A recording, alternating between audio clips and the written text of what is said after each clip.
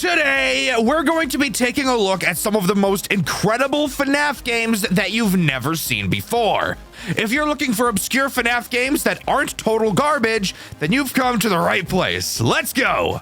One of my favorite genres of games is roguelikes. I also, as I'm sure you could have guessed, really like Five Nights at Freddy's games. I've only built a whole career off of it, so I'm sure you could have figured that out. So I bet you can imagine my pleasant surprise when I was told that there was a Five Nights at Freddy's game that was also a roguelike. The moment I learned of this, I downloaded it as fast as I could and started filming videos because I just knew even before playing it that it was going to be getting a Dxtr White video, and here we are now. You guys know what game I'm talking about. You can see the length of this video. I very clearly like this game a lot. So sit back, relax, and join me as we dive into the chaotic world of Too Many Nights. Unlike most FNAF games, Too Many Nights doesn't follow any storyline or the typical FNAF formula. Instead, it acts as an endless minigame that doesn't stop until you fail. Although I'm sure you already knew that considering everyone on Earth has played a roguelike before. At the start of each run, you will get to pick a character, of which there are many. Each character gives you a different set of abilities, with each having a list of pro and cons. You don't start with all of them and will have to gradually unlock them by doing specific tasks. I'll go over them in a bit. After picking a character, you will have to select 3 animatronics to put into the pizzeria, and this is where this game gets brilliant. You get to choose 3 animatronics yourself. The game will never choose them for you, and your initial choices will be random at the start of each run. However, if you really don't like your starting options, you can press R to re-roll your first pick as much as you'd like. As I'm sure you could have guessed, there are several animatronics in Too Many Nights. Each has a unique mechanic, and it will be up to you to plan out which animatronics you bring along, and control how they will be forced to interact with each other. Each animatronic falls into a certain category. You have your door animatronics, your camera animatronics, your mask animatronics, your vent animatronics, your flashlight animatronics, and what I'm going to call your nuisance animatronics. Each of these categories serves its own purpose, and generally speaking, picking multiple animatronics from the same category will make your gameplay experience easier. Before I really start talking about the characters, I'd like to explain the rest of the experience of a run. To start, after selecting your first 3 animatronics, the run will begin. After completing a night, you will be forced to add 1 new character. Every few nights, you will also be forced to add a penalty. These penalties fall into 2 categories: your general penalties and your character penalties. I'll dive into each of these later as well. After selecting a penalty, you may get the chance to go to the shop and buy some items. Throughout the night, you will gain Faz coins from successfully defending yourself from the animatronics. Once again, I will get into these items later. Keep repeating this process until you eventually die, and boom, that's the gameplay loop of Too Many Nights. Of course, that was a very oversimplified explanation. So now we're going to dive into each of the animatronics, how they work, and to keep it interesting, I'll even throw each character into a tier list so that you can all argue about it in the comments. Hold up, guys. I want to take a little break here to tell you that this video is sponsored by me. For those of you who didn't know, I have channel memberships. I would never ask anyone to do this as I don't even have any interesting perks attached, but if you really enjoy what I do and would like to support me a little bit extra, that's a great way to do it. Also, if you'd like to actually get something for your money in return, I have a merch store with some designs I commissioned from a fan, the same fan who actually drew these new character PNGs. So if you'd like to have my silly little demon character on your clothes, then that's a great place to go do that. And hey, if enough people end up liking that stuff, I will 100% get some more created in the future, and maybe even commission some more fan artists for some uniqueness in art styles. You can find the link to that in the description of this video. Sorry for the interruption. Let's talk about everything that Too Many Nights has to offer. I'm just going to go down the list that appears on the wiki, and be prepared, there are a lot of animatronics. Editor, I'd say I'm sorry for what you're about to have to do, but that would be a lie. Let's go. Freddy is a camera animatronic, aka my personal least favorite type of animatronic. Freddy will start on stage and make his way towards your right door. All you have to do is occasionally stare at him on the cameras to make him go backwards. I'm sure you can guess why I'm not going to like a majority of these camera animatronics. If he ever reaches your door, he will never leave and you'll be forced to keep it closed for the rest of the night or die. Freddy also has 5 penalties that have the option to be chosen when you have to select a penalty.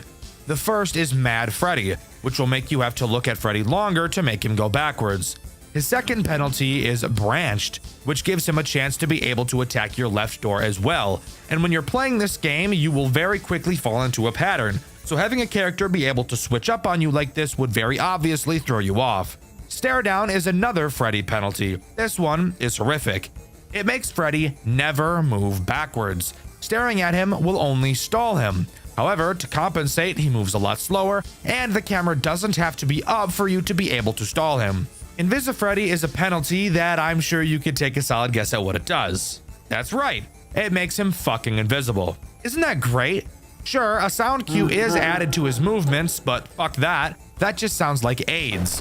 Finally, we have Nuh-uh, a penalty that's just so silly. When Freddy gets to your door, he will prevent the door from ever closing again throughout the rest of the night. Isn't that awesome? No, it isn't? Yeah, I know. Don't choose this one if you can help it. Overall, I'm not a fan of Freddy, but without penalties, he isn't the worst character in this game, so I'm going to give him a C tier. Bonnie is a door character, aka a character I usually like to pick. Bonnie starts on stage and makes his way to your left door. Once there, a sound cue will play and you'll have to close the door and stare at him on the camera until he goes away. Then you can open the door again. Incredibly easy character, however he does have 3 penalties. Cutting is a penalty that makes both Bonnie and Chica take shorter paths to your doors. Because of how easy both of them are to deal with, this penalty isn't too bad. Quiet steps makes Bonnie and Chica not make sound cues while at your door, so yeah, fuck that. No other words need to be said. And finally, flip side is a penalty that will make Bonnie and Chica swap doors immediately after leaving the first door. Easily the second worst penalty these two have. Speaking of Bonnie and Chica, Chica is literally identical to Bonnie, except she attacks the right door instead of the left. And because of this, and how quick I am to pick these two, I'm putting both of them in S tier.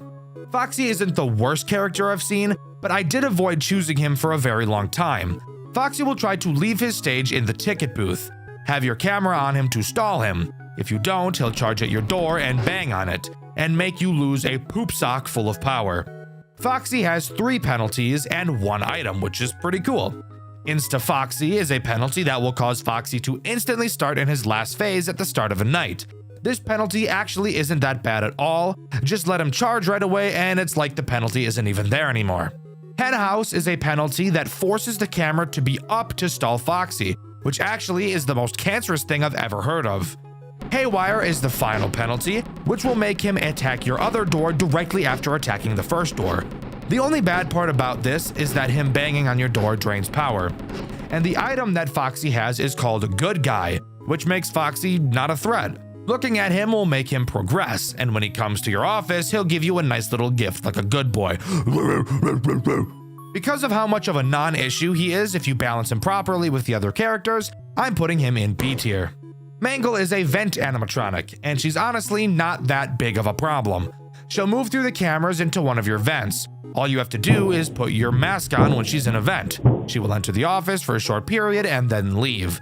I personally hate having to use the mask in this game, so I try my best to avoid characters that force that, but Mangle is probably the easiest of them.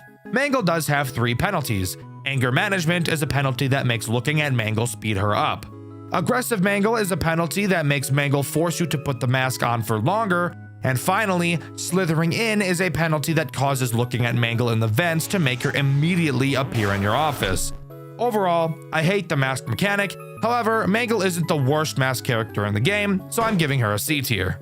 Caroline, or the marionette, behaves exactly how you'd expect her to.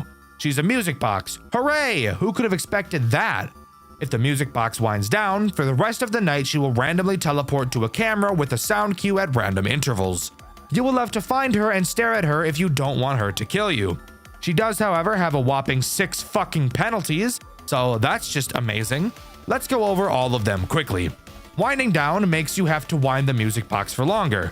Moving box makes the music box move to a random camera every time you pull the camera down. AIDS. Muted music makes her not make a sound cue when she teleports to a camera. Show Stealer gives you less time to find her while she's away from the music box. Last Stand is really ass, by the way. When it turns 6 AM, Caroline will teleport to a random camera, and the night will only end once you find her. Dude, there's nothing I can do about that. I can't do anything about that.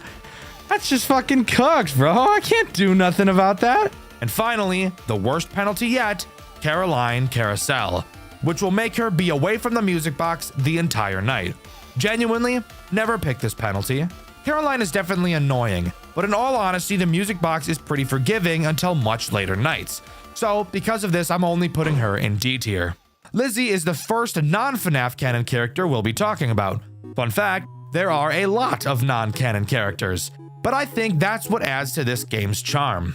Lizzie herself isn't actually the threat. She spawns down bitty buds in your office while your camera is up. Simply hold your flashlight on them and they'll disappear. If there are too many, they'll call Lizzie and she will then kill you. Lizzie has 2 different penalties as well. Speedy Bud will make the bitty buds call Lizzie to your office faster, and Help Wanted will turn the brightly colored bitty buds into dark colored plush Lizzies, which are much harder to see in the very purple office. Lizzie is one of my favorite characters to see in my runs. I love flashlight characters, and I really love office characters. So because of this, I'm giving her S tier. BB is a bitch, but I'm sure you didn't need me to tell you that. And of course, they gave him the worst mechanic of all time. At random times, he will teleport to a random camera with a sound cue. Hello? You will have to find which camera he's on and hold the flashlight on him. Bye-bye. If that wasn't bad enough, his penalties make him even worse. Mute BB makes him not make a sound cue, which is actually just fucking torment. Don't pick this. I'm Moving will make him teleport to a second camera after you find him the first time. Little asshole. And Aggressive BB will force you to hold the light on him for longer. Literally, fuck that. I'm sure from the tone in my voice, you can tell I really don't like BB, so because of that, I'm obviously giving him an F tier. Sparky the dog is a camera character that makes me piss blood. He's in the storage room and has 4 phases he will move through before appearing in your office and forcing you to put the mask on for a decently long time. To prevent this, all you have to do is stare at him on the cameras, something I've already made clear I'm not a super huge fan of. He also has 3 penalties if your urine wasn't already red enough. Mad Sparky will force you to look at him on the cameras for longer to push him back. Sparky Speedy will make Sparky move faster, obviously. And Aggressive Sparky will make you put the mask on longer if he enters the office. I don't like camera characters. I hate the idea of staring at a character to stop them. D tier. Percy Poodle, yes, from Playtime with Percy, is easily one of the best characters in the game. Being an office flashlight animatronic, all he does is have multiple phases in front of the big office window. He'll start pounding on the glass in his final phase, and you'll then have to hold the flashlight on him to make him go back. He also only has 2 penalties, and both of them really aren't that bad. Aggressive Percy will make him only go back to his last stage the first time you deal with him, but only the first time, so who cares? And Mute Percy makes him make no sound cue when he's pounding on the glass, so just open your eyes and this won't be a problem. Percy is simple. Percy is always an easy pick. S tier. Rowan Rat, on the other hand, is actual fucking torment. At random times, he will appear in any of the 4 corners of the building. When you see him in one, shock him and he'll go away. You will also have the ability to use a radar to detect where he is and where he's going. Oh yeah, and you only have a certain number of shocks, so that's just terrible. He has 4 possible penalties, and all of them are worse than death. Aggressive Rowan gives you less time to shock him. No radar removes the fucking radar, making you constantly have to check all 4 corners yourself. Less shocks obviously gives you less shocks, as the name would suggest. And Invisi-Rowan makes him fucking invisible. Fuck that. Never in a million years am I picking that shitty option. Rowan by himself isn't the worst, but if you get any of his penalties, which will happen eventually, he becomes a nightmare. So I'm putting him in D tier. Maple is almost a good character, but because it's not the only character you'll be up against, it's hard to find it as an attractive pick. At the beginning of each night, it will require you to collect a certain amount of plushies. This number increases with its AI value.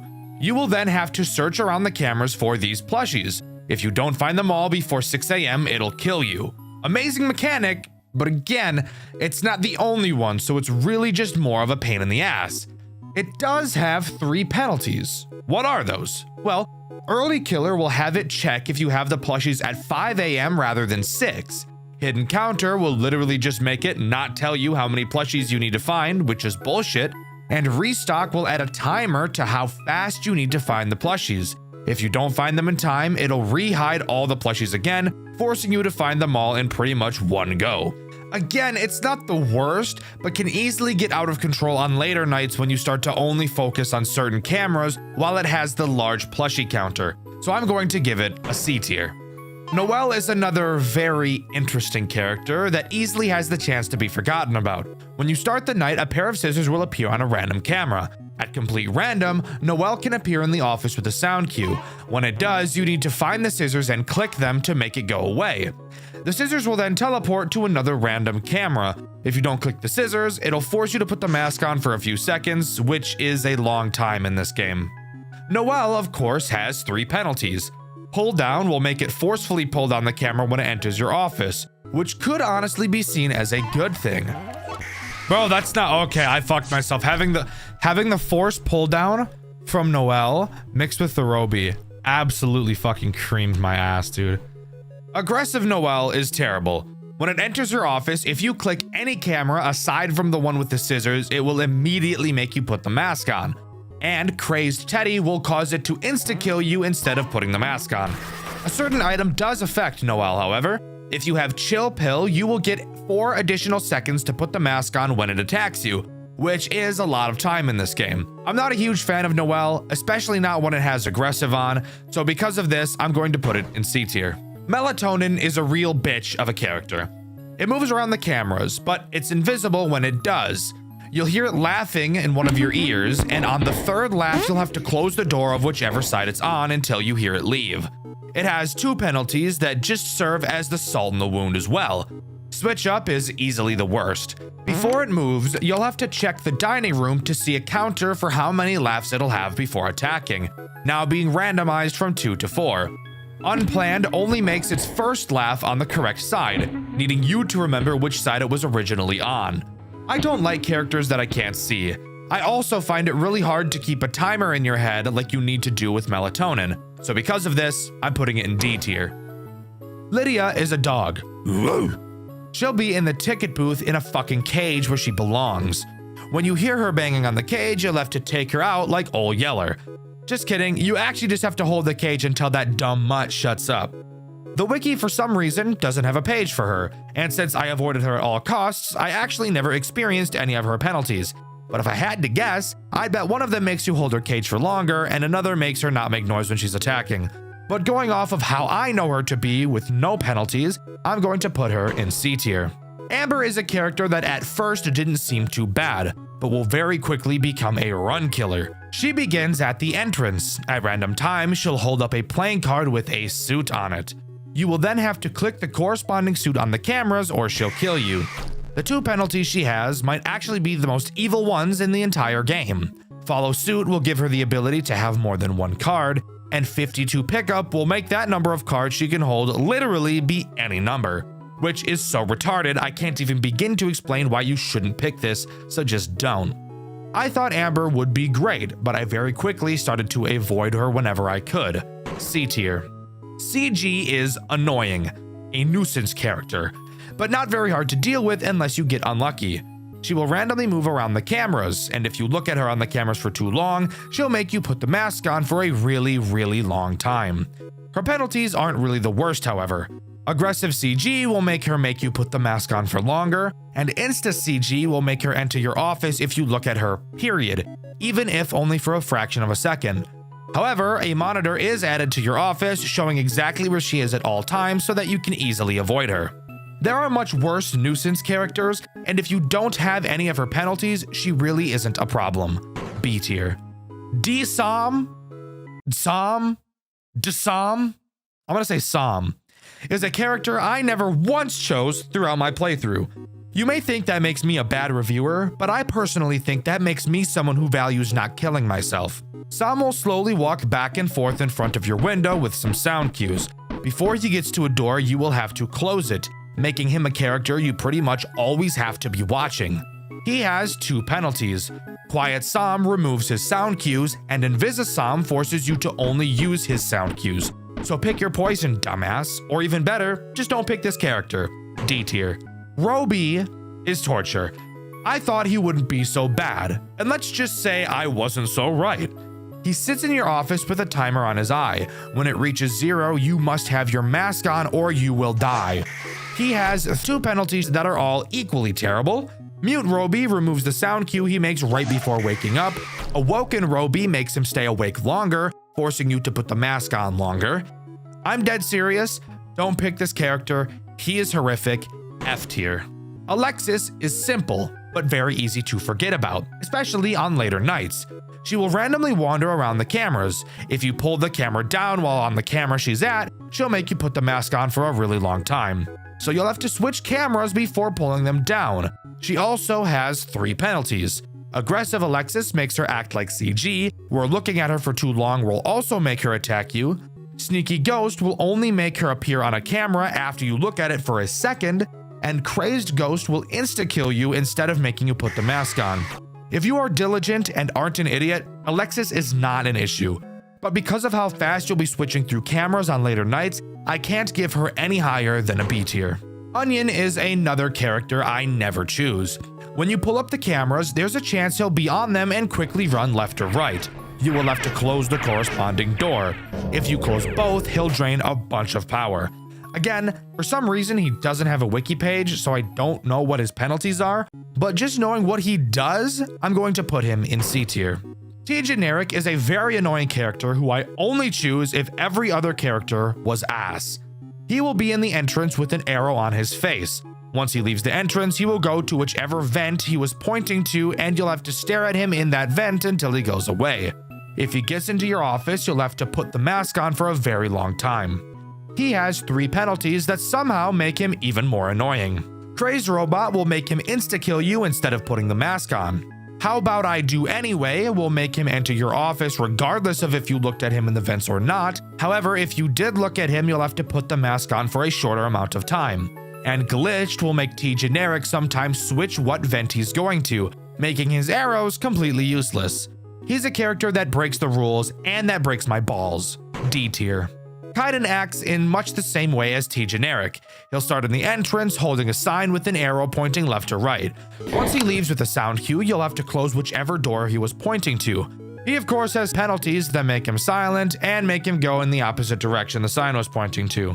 I've actually picked Kaiden multiple times because if you can avoid his annoying penalties, he's an incredibly easy character to deal with, since you can close both doors when you hear his sound cue for about 2 seconds and not have any additional penalties. A tier. The ink monstrosity is always an immediate pick for me. It starts in your office on the ceiling and slowly creeps down. Hold your flashlight on it to force it back up. The best part is it'll basically teleport all the way back up when you flash the light on him, but that's where his penalties come into play. Stubborn will make you have to hold your light on him, removing the loveliness of this character, but overall still isn't too bad. Head Start will make the ink monstrosity start halfway down in your office and won't be able to go all the way back up to the top. Easily the worst penalty this character has. I love this character, always an immediate choice for me. S tier. Robo Popcakes is a character I initially avoided, but eventually grew to really like picking. At random, he'll spawn on your cameras. Not a specific one, he'll just be an overlay. You will have to match up 2 patterns using the arrows on the overlay, and once you do, he'll disappear. If you don't do it in time, you'll die.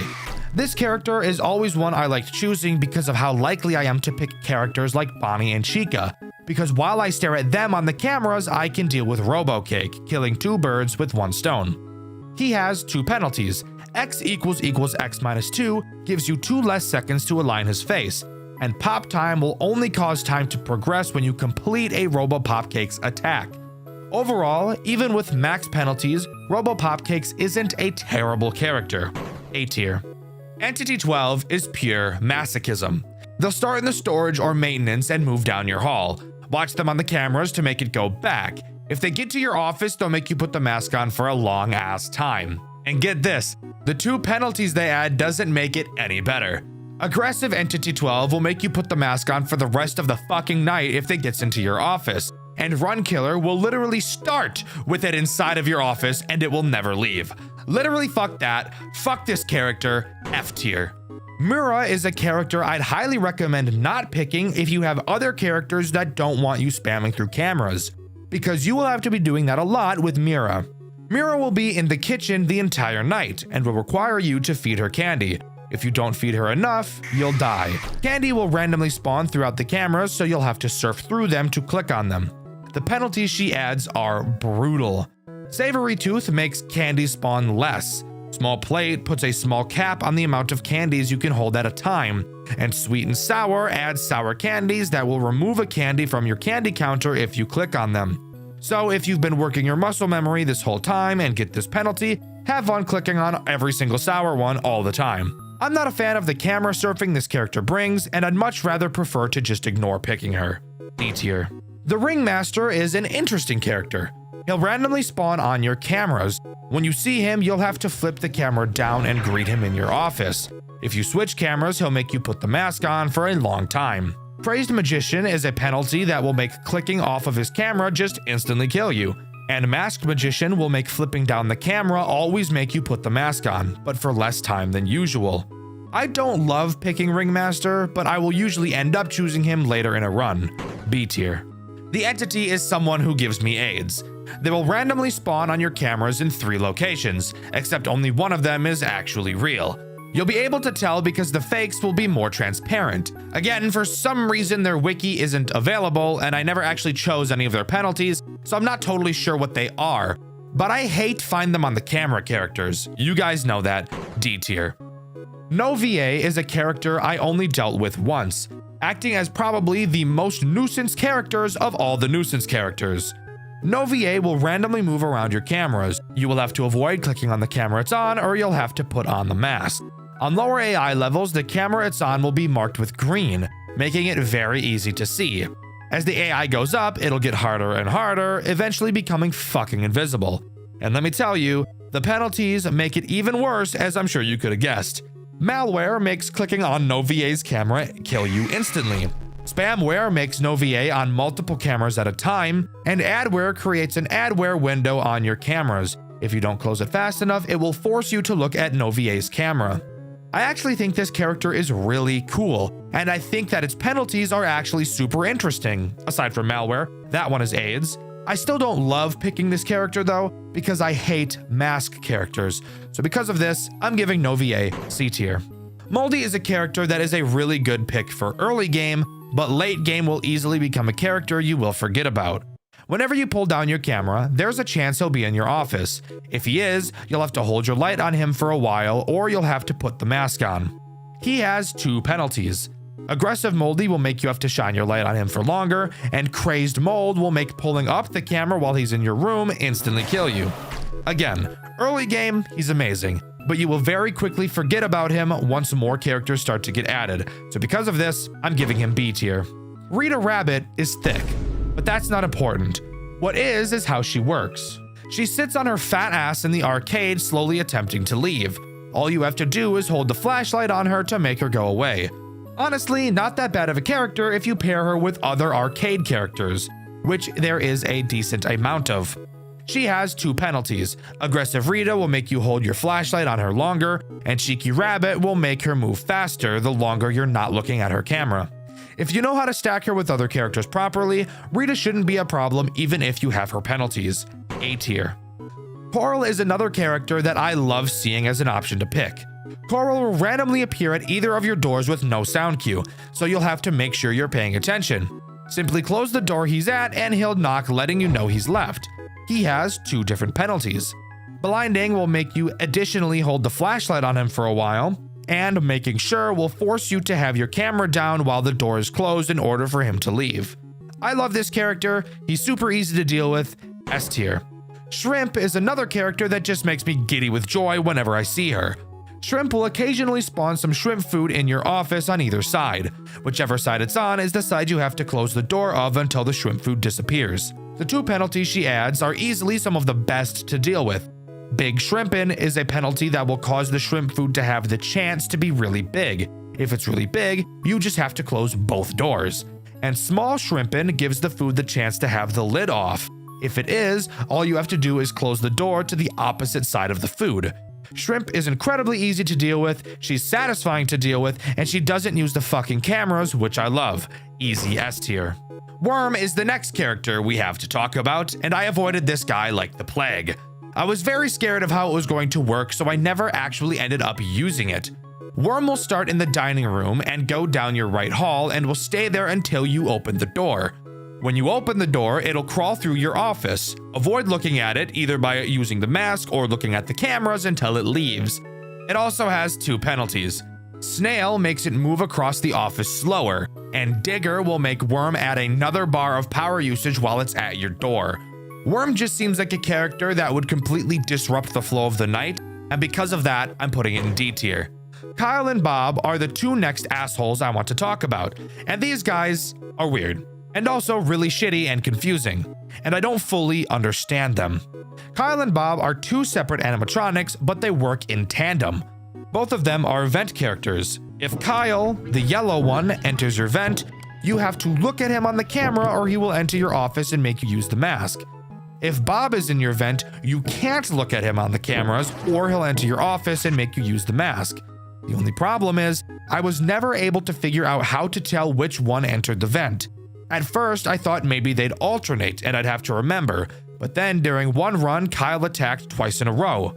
So I'm thinking there has to be something I'm misunderstanding about these 2. Of course, they each have 2 penalties. Crazed Sun makes them instantly kill you if they enter your office, and Eclipsed will make one of them invisible while the other is in the vent.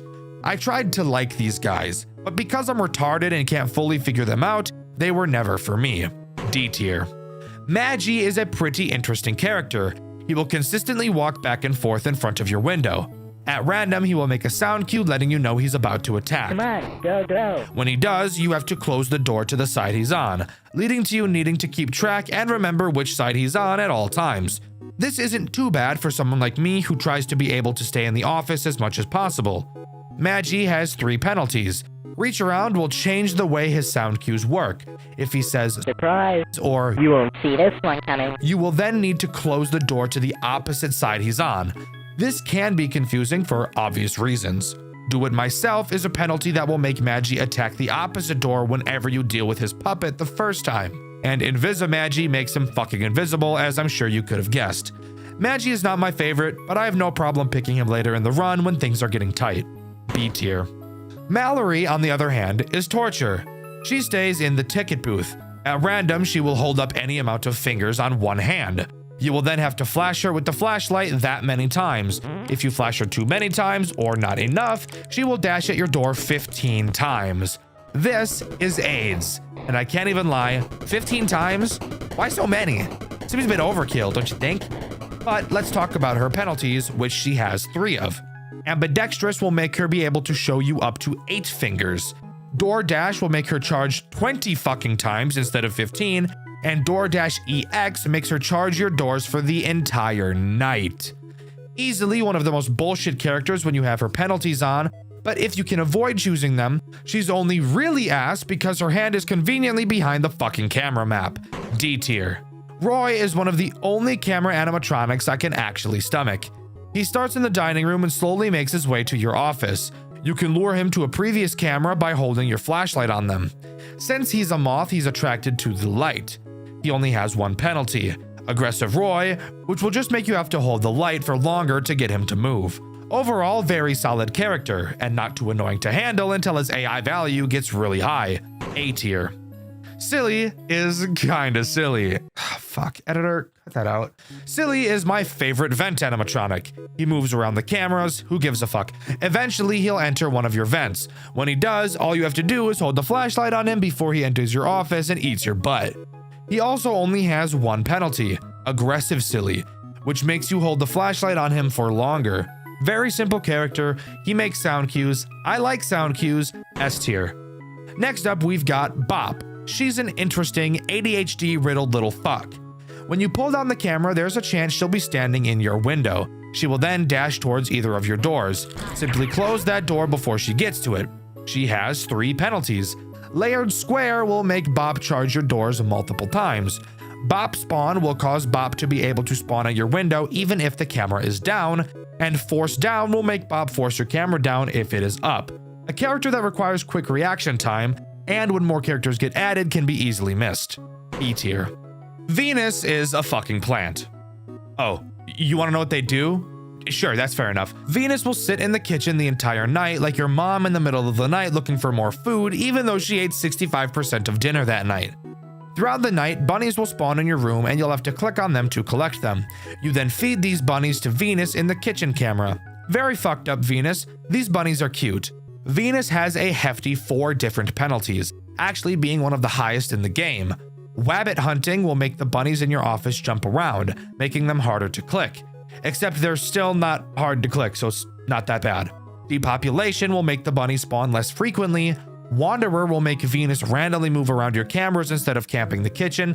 And Mako will add Venus's friend Mako into your office. If you click on him, you'll die. Venus is very fun to play with. Their mechanic is satisfying, clicking on the bunnies is fun, and even most of their penalties aren't too bad. S tier. Cyrex is the next character we need to talk about, and I absolutely hate her. She starts in the ticket booth and slowly makes her way to your office. Before she gets to your office, you'll have to go to the ticket booth camera and call her to your office manually and then put the mask on. If she gets to your office by herself, I'm assuming you can guess what happens. And if you couldn't have already guessed, her penalties aren't much better. Rising aggression makes her make you put the mask on longer the longer you take to call her to your office. And call tracker will randomize the camera the call button is on every time you use it. This character is Torment. This character is Anguish, F tier. Next we have Ellie, another character so potently AIDS I fear even talking about her. Her goal is to chew the wires in the storage room to cut your power. You will have to watch for her in either hall. When she's in one, you must make sure the door on that side is open and shake a box of snacks on that side of the office to lure her inside of the office. She will leave shortly thereafter. If your office door isn't open when you lure her, she will bang on the door and drain your power. She also has 3 penalties if this didn't already sound terrible enough. Shaker will force you to shake the bag of treats longer. Power Chomper will make Ellie drain more power when she bangs on your door, and Wind Skip will make her able to teleport from one hall to another without ever appearing in your window like she usually does. I don't think I have to explain why this character is awful to deal with. The rules that go along with her are far more complicated than any other character, F tier. The next character we have to begrudgingly talk about is Ammo. Ammo starts in the dining room and will slowly wander to your right door. Each camera he travels through will have an eject button with 2 power. Before Ammo reaches your office, you must press the eject button on any camera that has the eject power, which will then send him back to the dining room. Once a camera is out of power, there's no way to get it back. If this wasn't terrible sounding enough, you haven't even heard of his 3 penalties yet. Quiet Ammo will remove his sound cue when he moves. Single Take only allows each room to have 1 eject power instead of 2, and Demon adds Ammo's friend, Demon, who will randomly move around the ejectable cameras. If you eject a camera Demon is on, you will die. I hate this character. Dealing with him can be bad on higher AI values, but since he's nowhere near as bad as some of the other characters in this game, I'm putting him in D tier.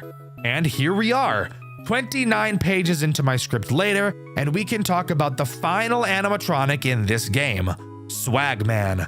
Swagman has a pretty interesting mechanic I've actually never seen before. He will randomly wander around the cameras. You will have to stare at him to fill his swag meter up.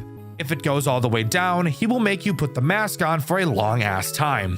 However, this mechanic isn't as bad as I'd usually say it is, because you can easily tell which camera Swagman is on because he lights it up. So, what about his 3 penalties? Well, Swagalicious makes him move from camera to camera faster, which can get annoying. Endless Swag will force you to put the mask on for the rest of the night if Swagman gets in, and Eye on the Swag will make Swagman's meter go up slower than usual. Overall, not a bad character, and no penalty that removes the ability to see what camera he's on. C tier. And there we go. That's every single character in Too Many Nights.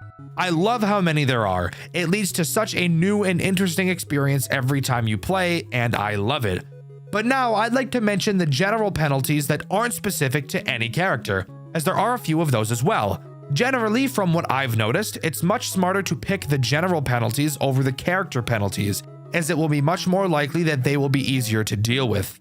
Overtime will make each hour of the night last 2 seconds longer, and you can actually have 2 overtime penalties active at a time. Less power will, as the name suggests, make you start each night with less power, 10% to be exact, and you can have 3 of these penalties. Less room is a penalty that will give you 1 less option when selecting animatronics, and you can have 2 of them. All-Star will make the next enemy you add start at max AI value.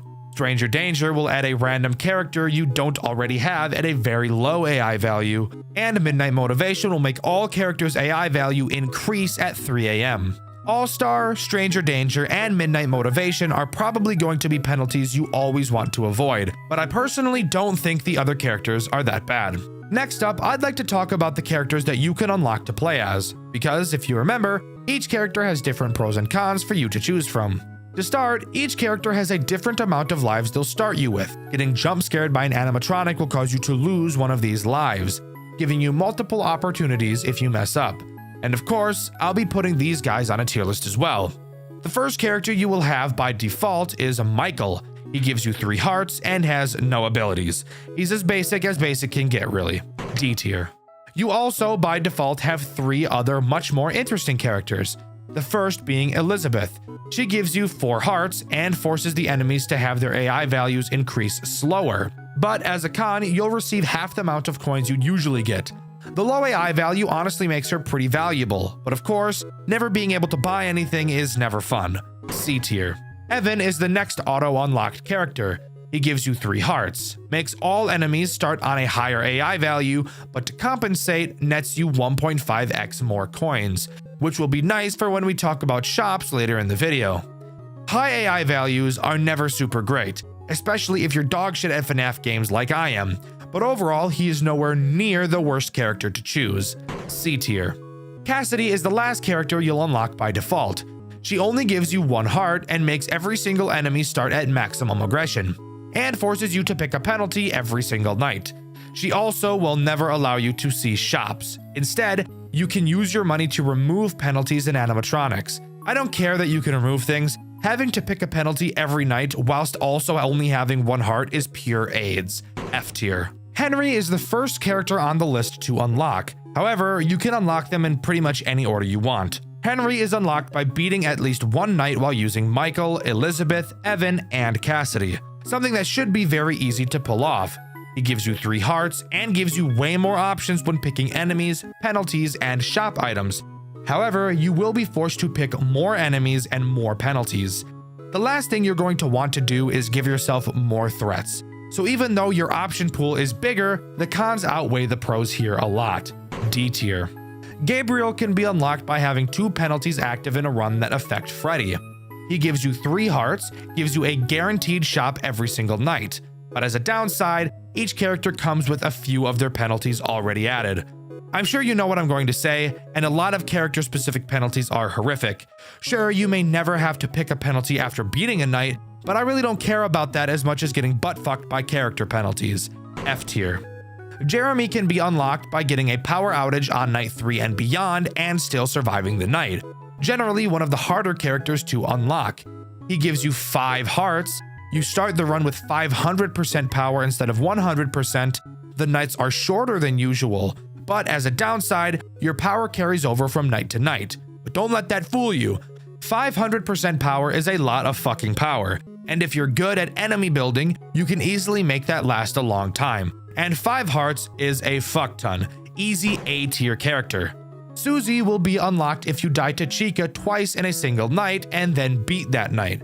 She gives 3 hearts. Each enemy starts at max AI value, but you gain 1 life after you beat a night. Now, at first glance, this may sound really bad, but I actually had my second best run ever using Susie, and it's 100% because of that life gain.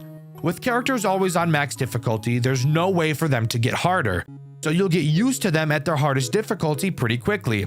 Sure, she's not the best, but she definitely isn't as bad as she sounds. B tier. Fritz is unlocked by having 100 or more coins at one time in a single run.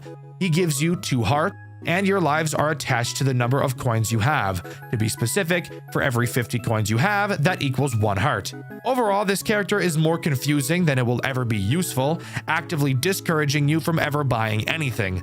You're better off just using Michael, as there's no real downside. D tier. Fitzgerald is unlocked by beating Night 5 in a run whilst only picking the leftmost enemies and penalties. I actually struggled a bit unlocking this character, so what does he do? Well, you start with 3 hearts, and each enemy and penalty are randomized each night, meaning the 3 enemies you pick on Night 1 will be different on Night 2, and you can also pay to reroll, as well as getting a shop every single night. This character really just serves as what I'm going to call a challenge character. You would never actually want to bring this character into a legitimate run, and because of that, I'm giving him an F tier. Sally is easily the most unique character out of all of the normal ones, and I'll explain what normal means in a bit. You unlock her by beating a night with both Percy Poodle and Rowan Rat on max AI values.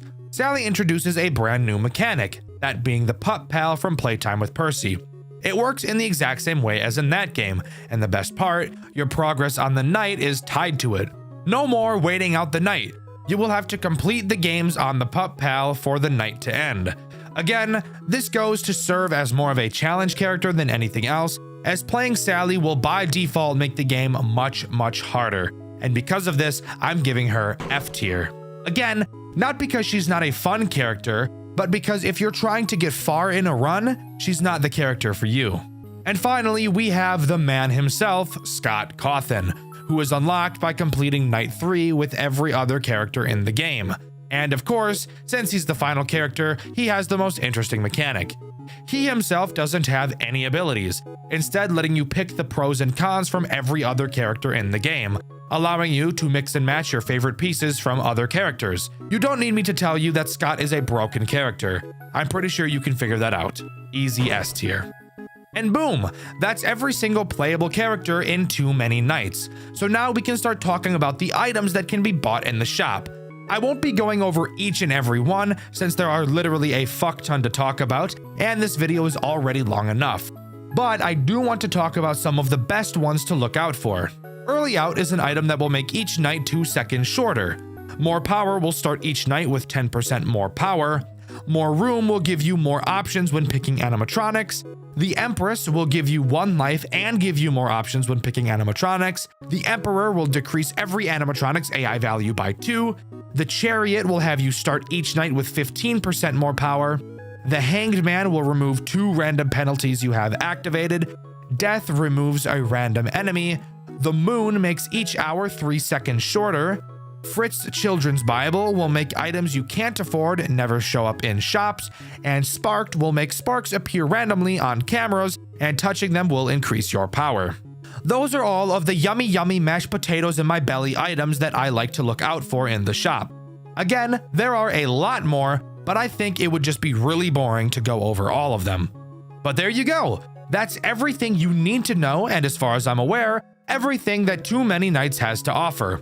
I would highly recommend you give this game a try. It is some of the most fun I've ever had since starting this channel, and I actually plan on doing some Too Many Nights streams here on this channel. If that's something you're interested, let me know. Also, if you were interested, Too Many Nights is actually getting a version 2.1, and it's being worked on as I'm writing this. I'm super excited to see what it has to offer once it's fully released. This game is so incredibly unique and combines 2 of my favorite game genres of all time into one amazing game. The art style is unique, the community input is fantastic, and of course, the gameplay and gameplay loop are impeccable. But let me know what you think. Do you agree with me, or were you just completely uninterested in a game like this? Let me know in the comments below.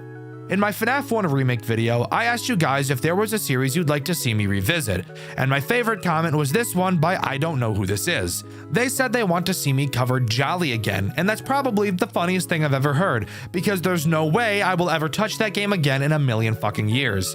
Maybe I'll take a look at Jolly Bees sometime in the future though. Let me know if that's something you'd be interested in the comments below. As I continue to make videos talking about Five Nights at Freddy's games, as each week goes by, I grow more and more nervous that I will eventually run out of interesting games to talk about.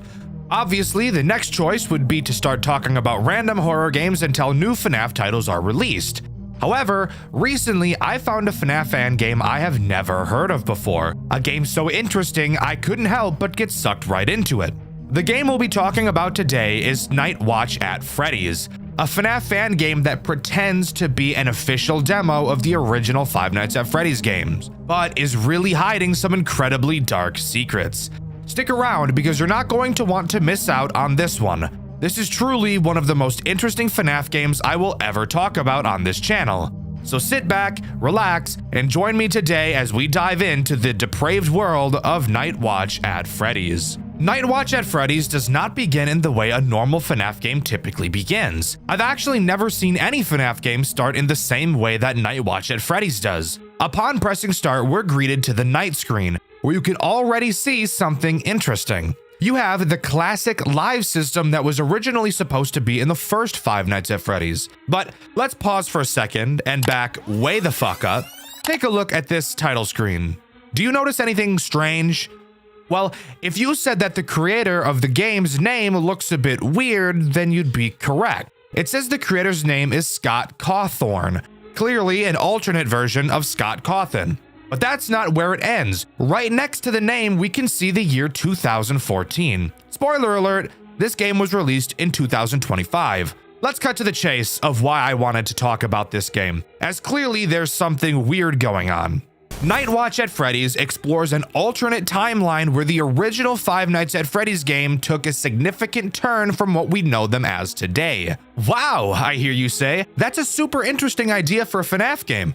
Tell me, who could come up with something as interesting as that? Well, the answer to that question is pretty damn cool. This game's lead director is Avocado Dreams, the same person who's responsible for Graveyard Shift at Freddy's and the remnants of Tubbyland, both of which I've covered on this channel, and you should definitely go check out those videos after this one. But for now, let's continue.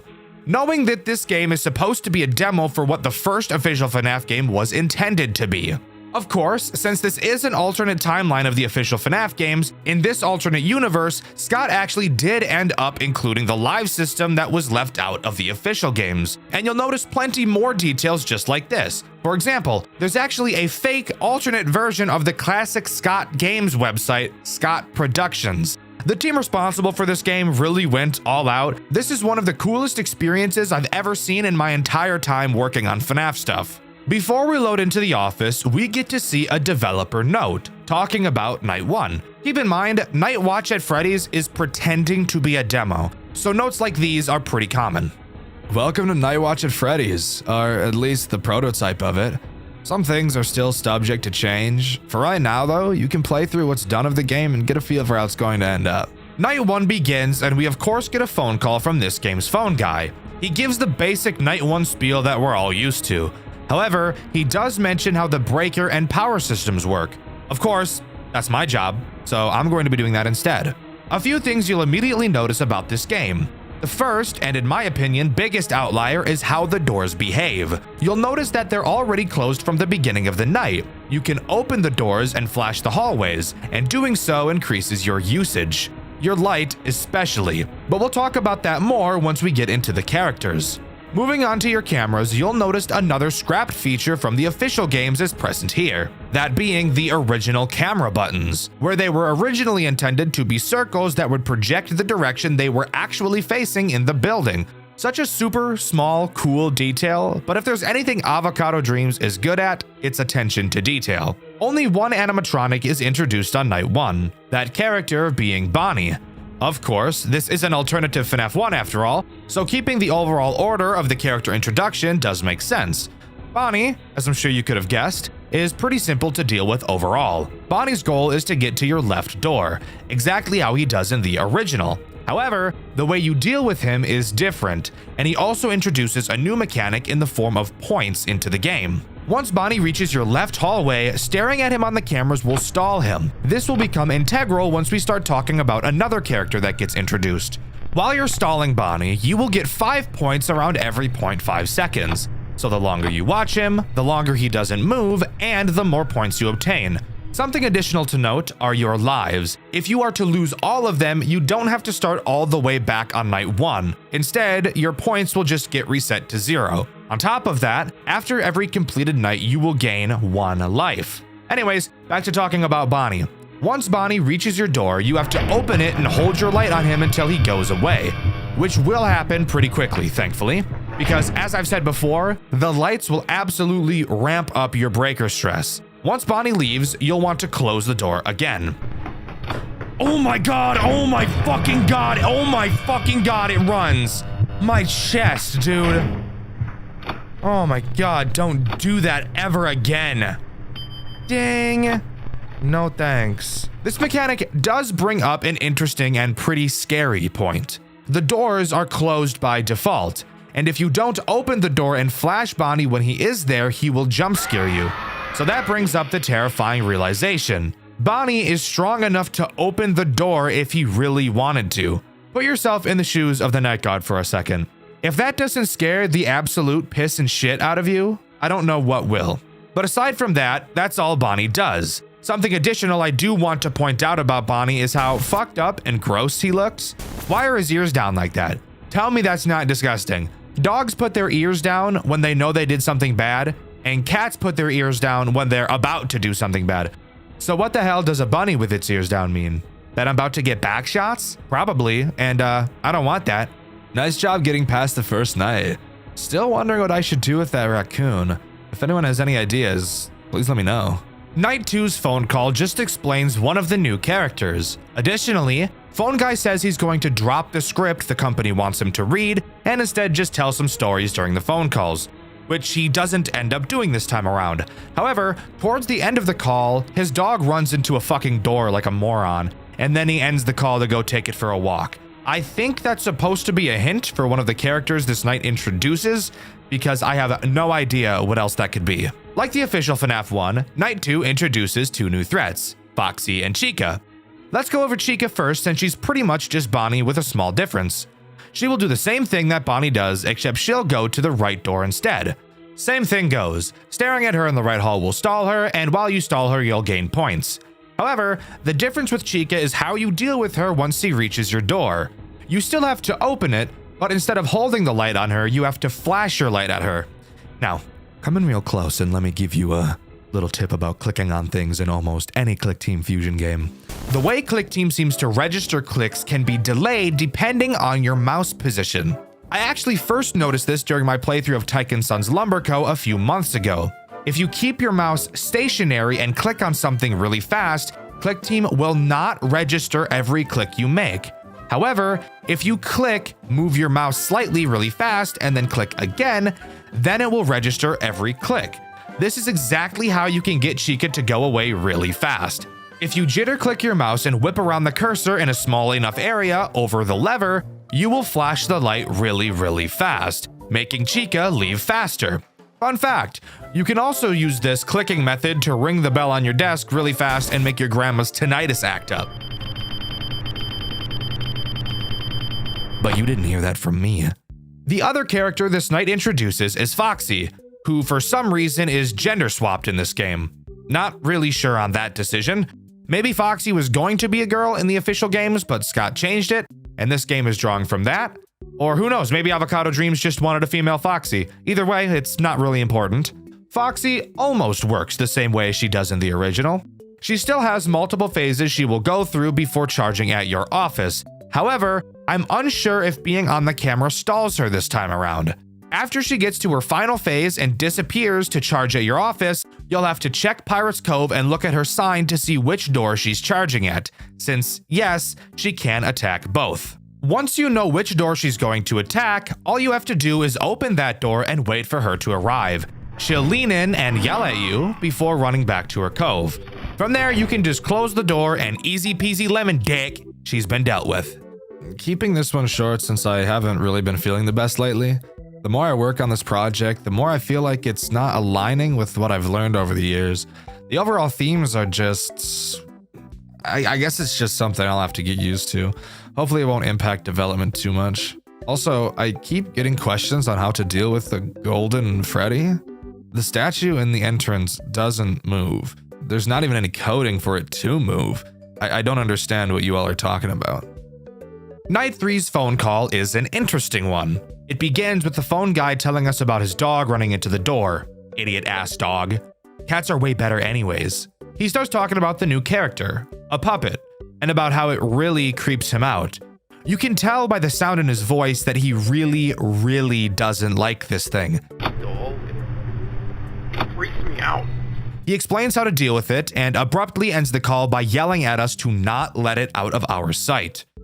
So, as I'm sure you could have guessed, the new threat on this night is the puppet, which I'm sure you already knew was not in the original FNAF 1. So, how is this character going to work? Well, it's probably one of the most nerve-wracking, stressful, and anxiety-inducing characters in the entire game. Occasionally, you will hear a sound cue, one that I can't really describe with words. It's really weird. Anyways, when you hear it, the puppet will appear on one of 4 cameras at the bottom of the map at random. It will either be in the bathroom, the show stage, the party room, or the kitchen. You will have to find which 4 of these cameras it's on and hold the stop button like a music box to make it go away. If you don't do this in time, the puppet is going to plow on that pussy. Jesus Christ, what is wrong with me, bro? Oh my God. Put me in a fucking cage, dude. Overall, it doesn't add anything too crazy to the mix so far. Your strategy at this point should be watching Foxy and the 2 halls, staring at Bonnie or Chica to desync the 2 from attacking at the same time, and whenever you hear the sound cue, go deal with the puppet. Overall, not too bad, but night 4 is when things really start to ramp up. This is getting a bit crazy. I thought adding more depth would increase the replayability, but it's honestly overwhelming. Maybe I'll just change it so Freddy only appears during the power outage, but that might be a bit lame. Time will tell, I guess. I'm worried that having so many different things to do might be too much. Also, added the ability to ring the bell on the desk. Thank Lane for that idea. Night 4's phone call gets pretty serious. The phone guy explains that the animatronics are not acting right at all, going places they shouldn't be going, snapping their jaws shut, which they shouldn't even be programmed to do. He mentions Freddy specifically, and how one time before showtime, they found him in the garage of the building, staring at the main power breaker. So yeah, that sounds like Bad News Bears.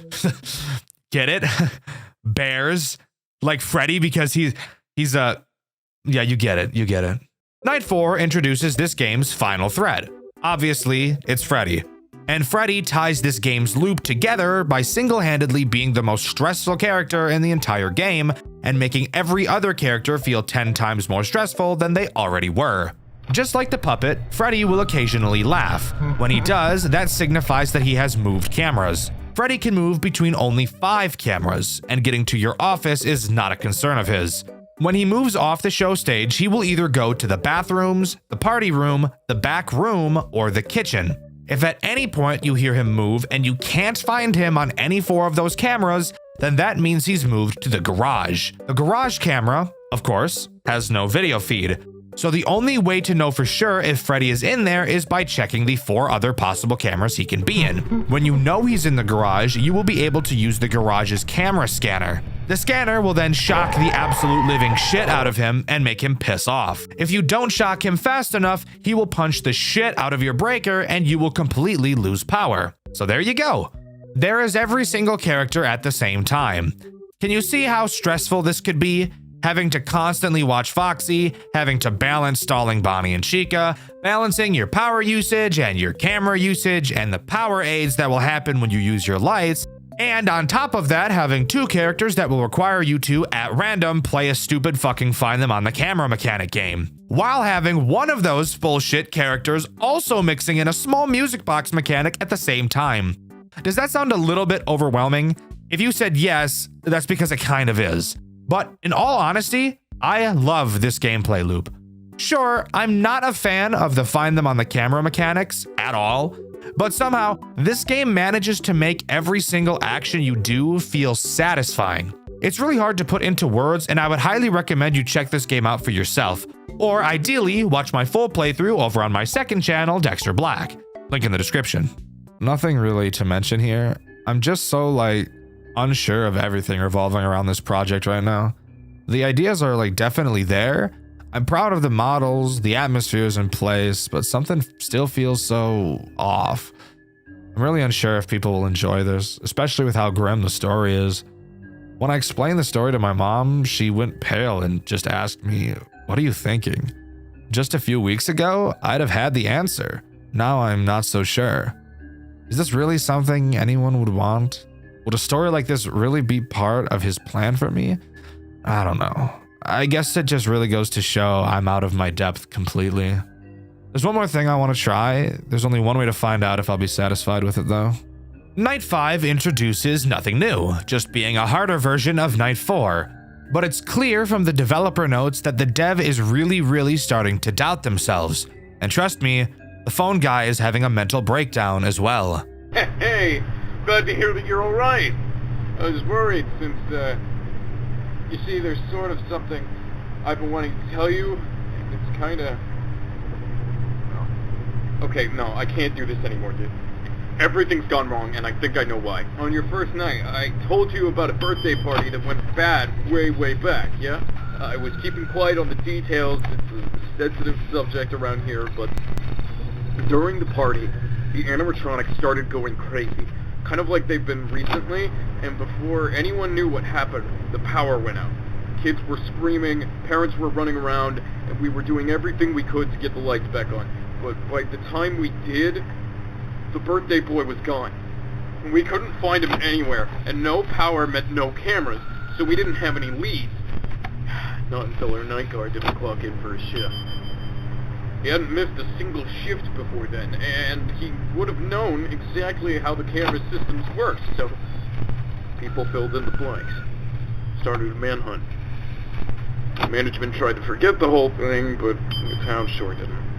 And now it's looking like it's only gonna get worse. I swear I'm seeing things that aren't there, hearing sounds in the walls, and that puppet thing keeps vanishing. I don't know why the animatronics are moving, but all of this, there's only one explanation I could think of. That kid's still here, like his ghost or something. I think it's responsible for everything that's happened since then. And deep down, maybe you're thinking the same thing. That's the only reason I can think of for why you keep coming back.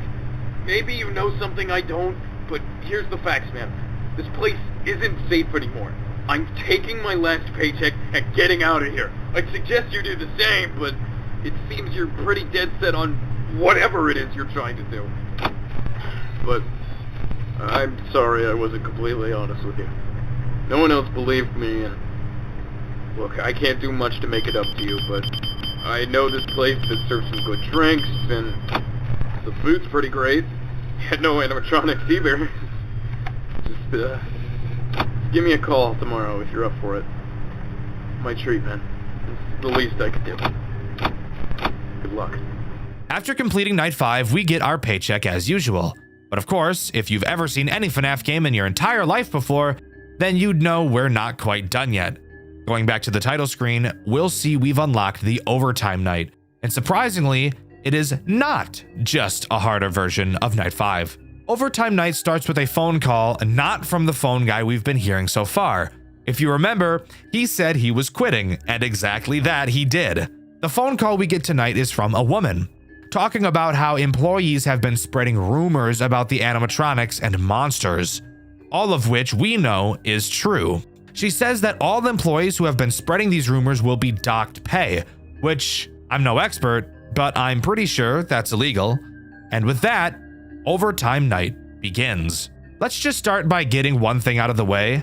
This night is stressful. However, it's really fun. The entire game is really fun.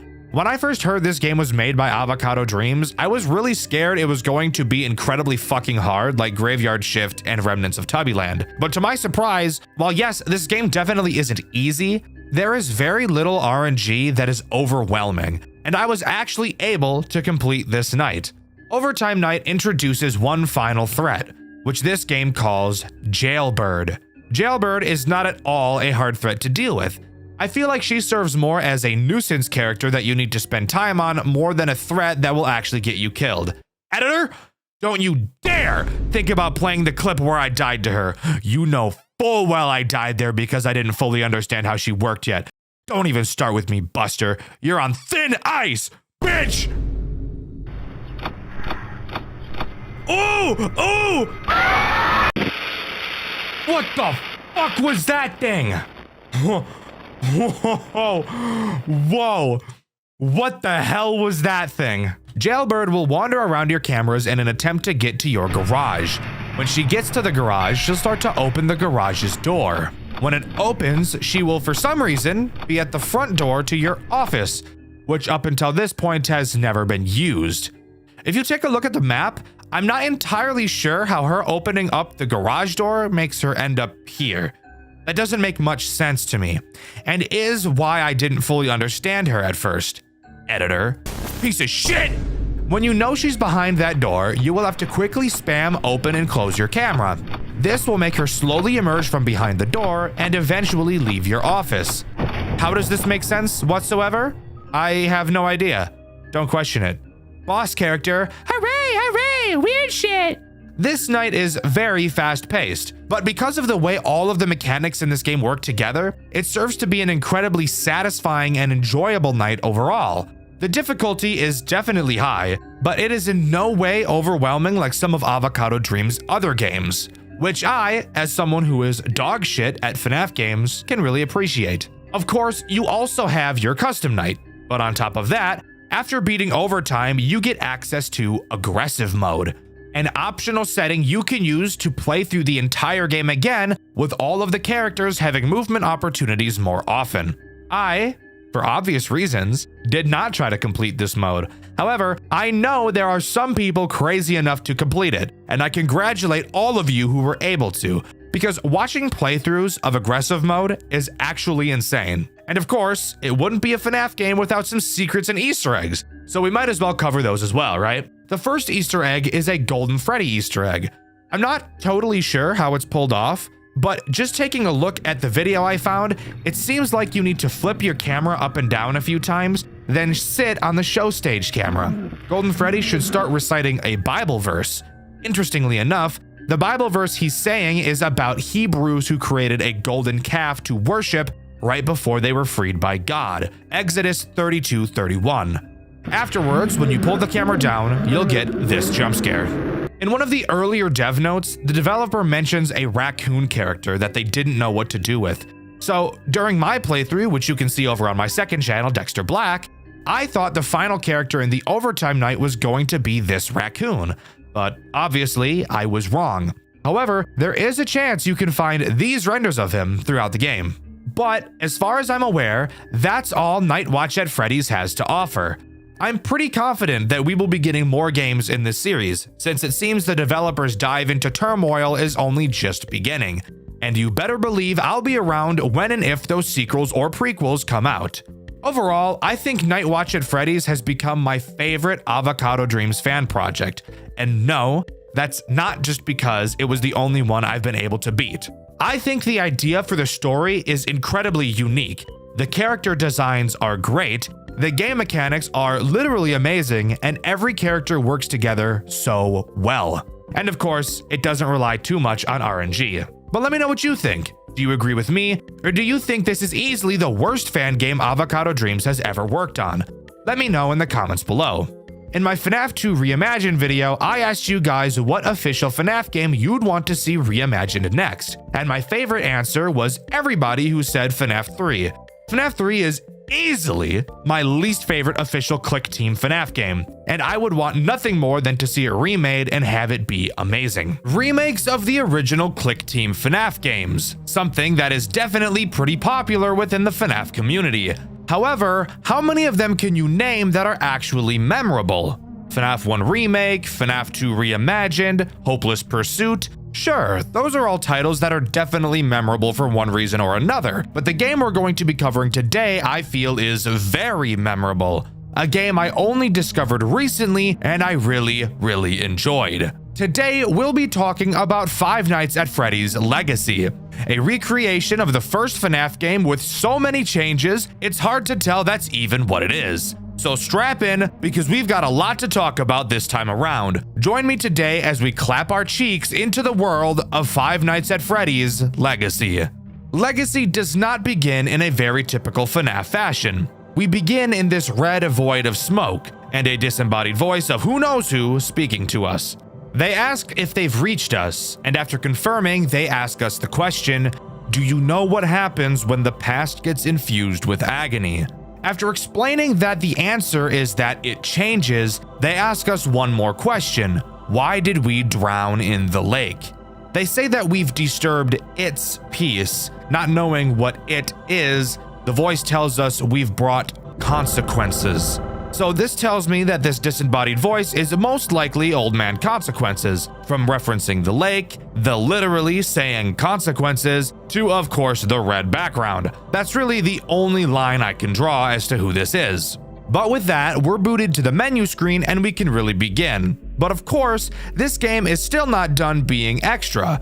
Upon starting a new game, we get what feels like a teaser trailer for the game, but it's inside of the game. I have no idea, it's really goofy and unique and I like it.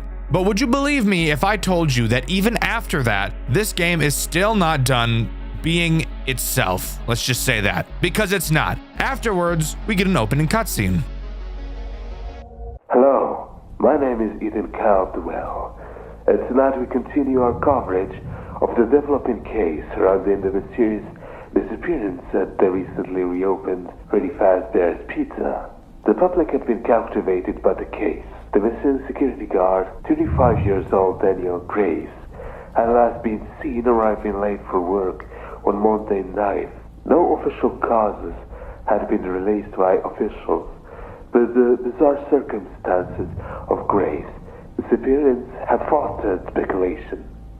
Tragic accident, or was something more sinister involving the recently reopened Freddy Fazbear's Pizza? Very interesting opening cutscene. Voice acting, not terrible at all. Really setting the scene. I'm enjoying this. What happens next? Oh my god, we're still not done being extra. Okay, that's fine. I can work with this. After watching the cutscene, we begin outside of the building and actually have to walk inside and into the back room to start doing tasks before the night truly begins. As far as I'm aware, there's nothing interesting you can find while walking to this back room. Oh, yeah, fat motherfucker.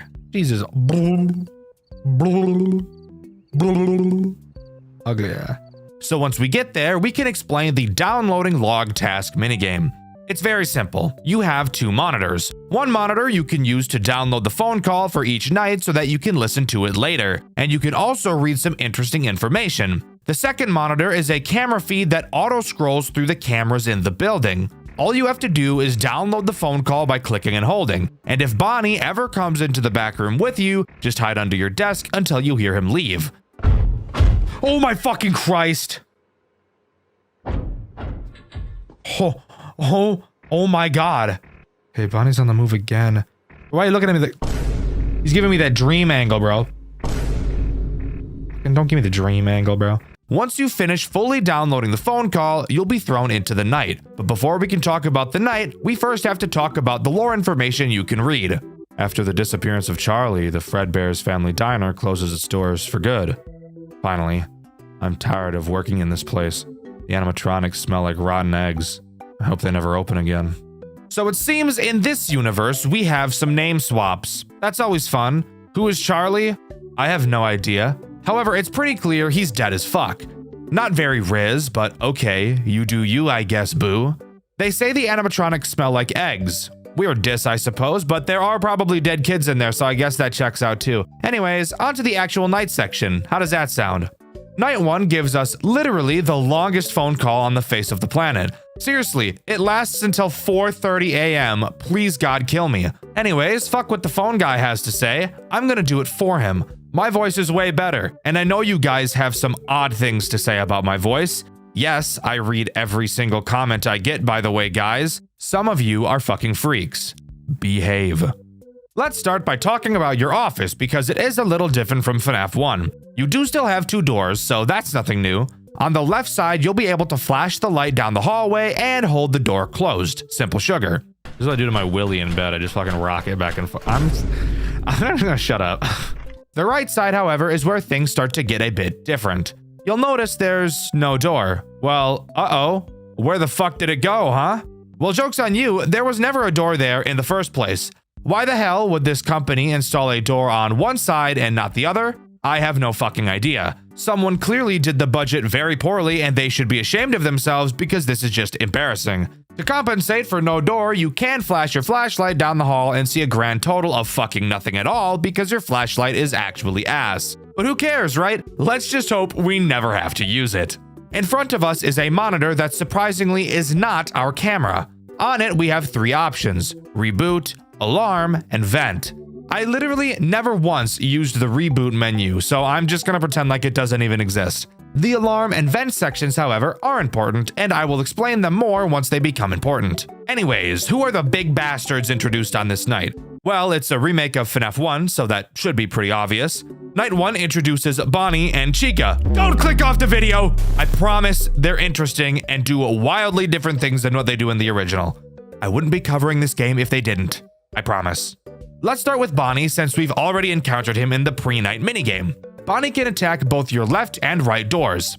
Fuck. I was hoping we could avoid using the flashlight, but I guess I'll just put my balls in a vice grip then, who cares?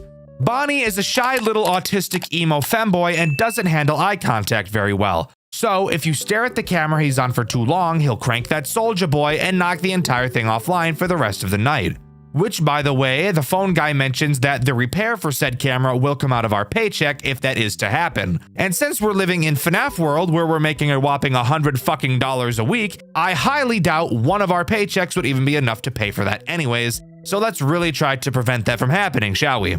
If Bonnie chooses to attack your left door, you will be able to see him in the hallway when you use your light. From that point, just hold the door closed until you hear him bang on it, and congrats, problem solved, he'll go back to the stage. Bonnie's attack on the right door is a little bit more interesting. When Bonnie gets to the right door, he will literally enter your office, which is just not a fun sight at all and will in fact make your blood pressure spike to 168 in a fraction of a second. Once he's in your office, you'll have to use the alarm system to make the loudest fucking noise of all time. And when you do, he'll run away because it's too loud and overstimulating. And remember, he's a little autistic, he's sensitive to sound, so you're really just bullying an autistic kid. That's not very epic, but do what you gotta do, I guess. Chica, on the other hand, also has 2 means of attacking you. The first has her go to a certain camera. Now pause for a moment. I want you to take a look at her belly and tell me, what camera do you think she goes to? If you said the bathroom to shit, I'll give you half points because she does travel through the bathroom. Chica's looking me in my eyes. Look at a cupcake. Look at a cupcake, bro. Look at his eyes. He's trying to seduce me and shit. And it's like low-key kind of working. I meant what? But no, the actual answer is the kitchen because she's a whale. If she's in the kitchen, you will have to use the bell button to scare her away. If you're wondering why the sound of a bell that signifies that food is ready would scare a hippo who eats for a living away, the answer is because she gets scared that the food has already been served in the dining room and she's really scared that she may have missed it and maybe the kids in the dining room have already started eating, but she actually has a rule in her house where nobody is allowed to eat until she's full, except spoiler alert, roly-poly ass chicken bitch is never full, so all of the kids starve and die. Anyways, move.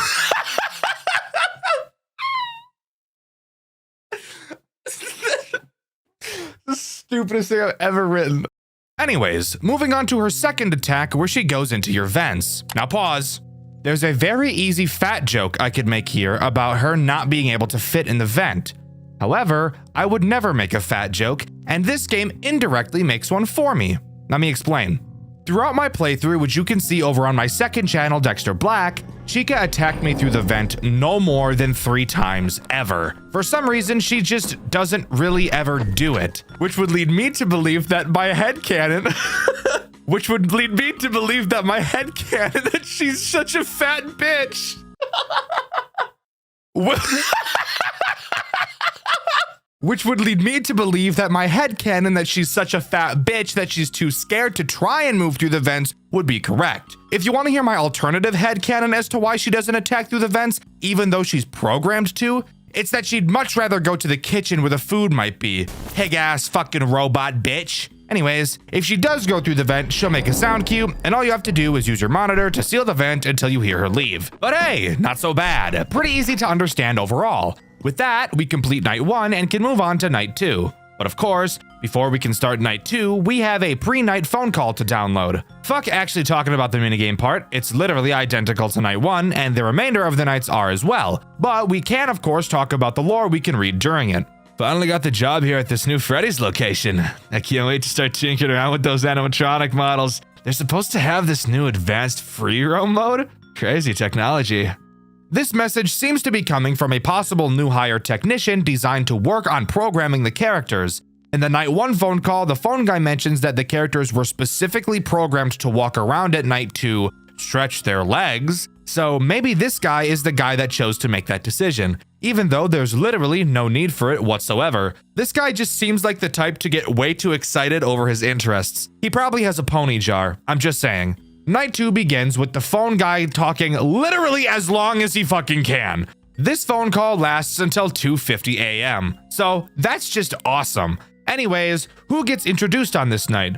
Well, slow your roll, fucker. There's 2 things about the cameras I want to talk about first. The first is that during this phone call, the phone guy mentions that William disabled the backstage camera. However, when you go to check the backstage camera, you'll see that it works perfectly fine. So I don't know what that guy was talking about. The second thing is that Bonnie destroyed the kitchen camera. So you're stuck listening to be able to tell if Chica is there or not. Hooray! I love life.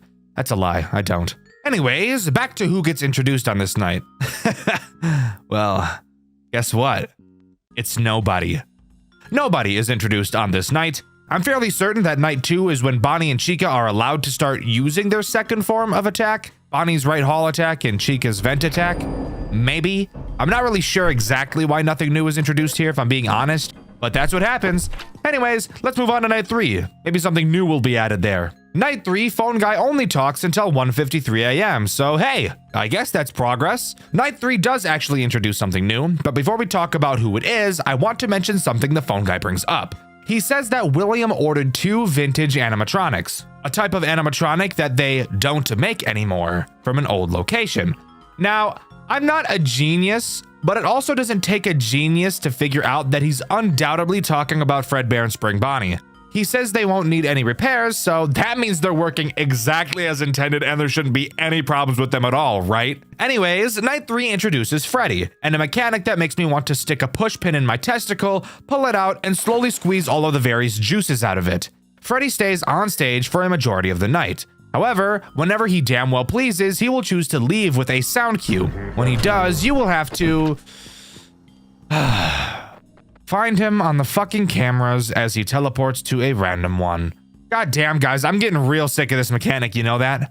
Anyways, luckily, Freddy can't go to literally any camera. He can only teleport to the backstage camera, the arcade camera, the dining hall camera, the restroom camera, or the entrance camera. Basically all the fucking cameras. Once you find which camera Freddy went to, all you have to do is use a camera flash to send him back to the main stage. I know I haven't talked about the camera flash yet, but this is really the only occasion you ever use it. So I thought, why bring it up earlier? Anyways, let's move on. You don't need to hear me explain my thought process for pacing while I script. Let's continue. Actually, now that I say let's continue, I'm noticing that's the only thing night 3 introduces, so we should probably move on to night 4. But hold up! After beating night 3, we actually get a post-night 8-bit minigame. And this is actually the only post-night 8-bit minigame throughout the whole game. In this minigame, we play as William inside the restaurant. Upon trying to leave the room, we're told to get what we need. After what took me probably 5 fucking minutes of trial and error, I finally found out that you need to interact with this very obvious looking present on this table. You might be wondering how it took me 5 minutes to figure that out, and that's because I tried it right away, but nothing happened. The hitboxes in this minigame are some of the most retarded, inconsistent shit I've ever seen. If I had to pick a least favorite moment from this entire game, it would undoubtedly be playing this minigame. Anyways, after opening the gift box, we get a knife and can exit the back room. Outside of it, we find a crying child asking for his parents. We tell him we know where his parents are, and upon following us to the back room, we fucking murder him, smiling the entire time. What if I just don't?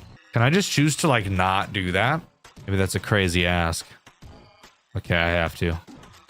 Damn! Based. Based. Everybody, it's based. Based and Riz. Based and Riz, bro. Anyways, on to night 4. Night 4 has the phone guy relapse and completely break all of his progress he's made so far as he yaps until fucking 4:06 a.m. Jesus Christ, bro. There cannot be that much to talk about. And in truth, there really isn't. 80% of his phone calls are made up of awkwardly laughing at the unfunniest joke you've ever heard really slowly, and then pretending like the joke he said he didn't even say. Interesting. Let's just say the camera now has a new perspective on the floor tiles. Oh. Yeah. Yeah. I don't know. Phone Guy is a character for sure in this game. Anyways, what's introduced? Night 4 introduces one new threat, that being Foxy. The final threat this game introduces, actually. And if you know my videos, you know I'm fucking lying and we're gonna introduce some more later, but fuck you. Foxy is probably my favorite character in this entire game, having his attack act as sort of a minigame reminiscent of Five Nights at Candy's 3. Very vaguely. Foxy will slowly appear out from behind his curtains, which, in all honesty, these Foxy frames are probably the creepiest frames throughout the entirety of this game, if I'm being honest. They're not like literally scary, but the positions he's in, mixed with how large he is, just makes him feel very uncomfortable. Anyways, how does he work? After he leaves Pirate's Cove, you will be able to hear him running towards either your left door or your right door, and very intense music will start playing like it's a fucking boss fight, which I think is really cool. If he runs towards your left door, all you have to do is close the door until you hear him bang on it. If he runs to the right door, all you have to do is hold your light on his face until he runs away. Where this becomes slightly reminiscent of Candy's 3 is that he will move around and attack multiple times, going back and forth between the two doors as many times as he'd like. Is it hard? No, and in fact, literally every other character pauses while Foxy is attacking you. So that's very RNG considerate. Thank you guys greatly. But yeah, that's about it. Pretty fun character overall. Gets your blood pumping a bit, especially when you hear the music that starts to play alongside it. But anyways, on to Night 5. I lied. I have one other thing I want to talk about first. During the Night 4 phone call, the phone guy mentions that one of the animatronics they were shipping arrived early and was like nothing that was written down to be shipped. A single endoskeleton with a weird model they've never seen before and very sharp fingers. They say they're leaving it in the safe room for now until they know what to do with it. First of all, I should mention that the safe room is a camera that you have never been able to access since the start of the game. The second thing to mention is that I'm not like an expert, and I'm really bad when it comes to the official FNAF lore, like criminally terrible, and if I'm being honest, I actually don't even like the official FNAF lore, and I haven't since Pizzeria Simulator. But that endoskeleton sounds a lot like the Mimic to me. Maybe I'm just a bit nutty, but I bet I'm not. 6 a.m., bro, let's do it. Easy peasy lemon dick. This is Henry Emily, the founder and, for better or worse, the sole person responsible for this place's continued existence. Oh my god, it's the fucking Mimic. So yeah, after beating Night 4, we get a scrap minigame with what I can only imagine is the Mimic. And of course, this minigame works exactly how the minigames in Pizzeria Simulator work.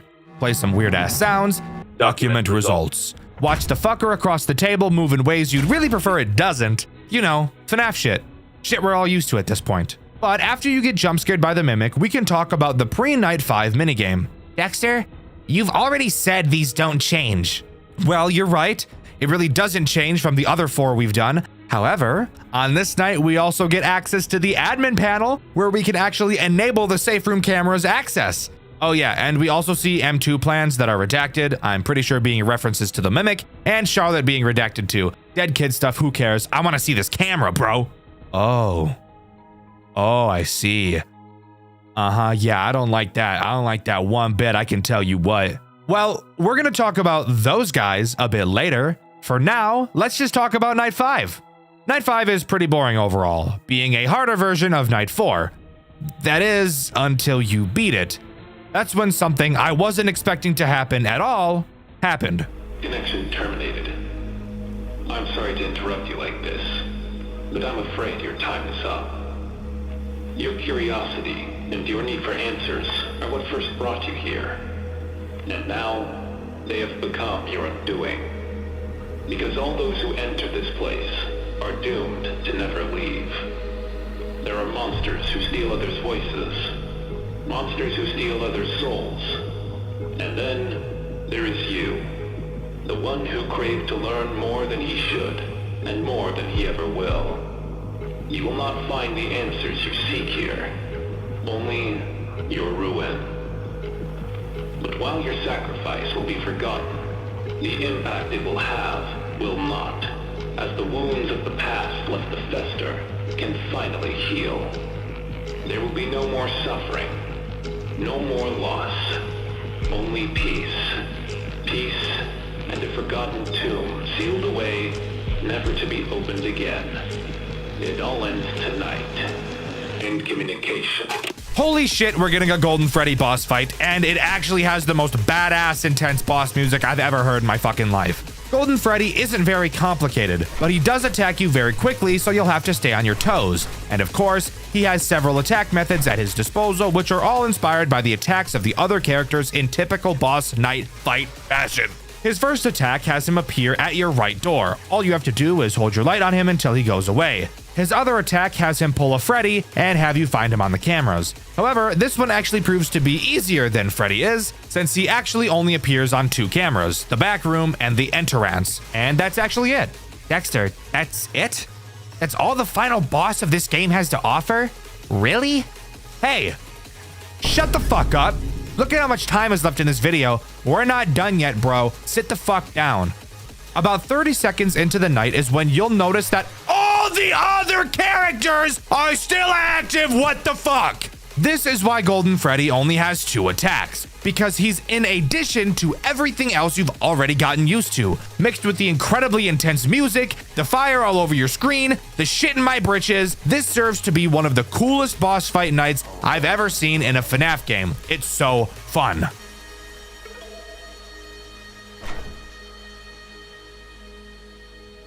Good morning. I am Ethan Caldwell. We're coming to you with breaking news. A catastrophic fire has reduced a newly reopened Freddy Fazbear's Pizza to ashes in what officials are calling a nightmare scenario. Flames tore through the building just after 7 a.m., with witnesses reporting smoke so thick it blotted out the morning sun. Firefighters arrived, but the inferno had already consumed the entire structure. Authorities confirm all employees escaped unharmed, and thankfully, no customers were inside at the time. However, in a grim twist, investigators have revealed 2 disturbing details. First, the restaurant's infamous animatronic characters, along the centerpiece of the franchise, were completely destroyed in the blaze. And second, even more unsettling, there was an intruder inside when the fire broke out. Security footage recovered from an external camera shows an unidentified individual entering the building in the middle of the night. Their motives remain unknown. What is certain, however, is that they never made it out. Police have not yet released a description, but sources close to the investigation say the manner of death was, unquote, horrific. This tragedy only deepens the dark legacy of Freddy Fazbear's Pizza. After years of controversy, bizarre incidents, and persistent rumors of hauntings, many are asking, was this arson, an accident, or something far more unnatural and sinister? We'll continue to follow the story shortly for Channel 7 News. Stay tuned. To our beloved Fazbear family. At Fazbear Entertainment, our top priority has always been delivering safe, wholesome, and unforgettable experiences for families across our establishment.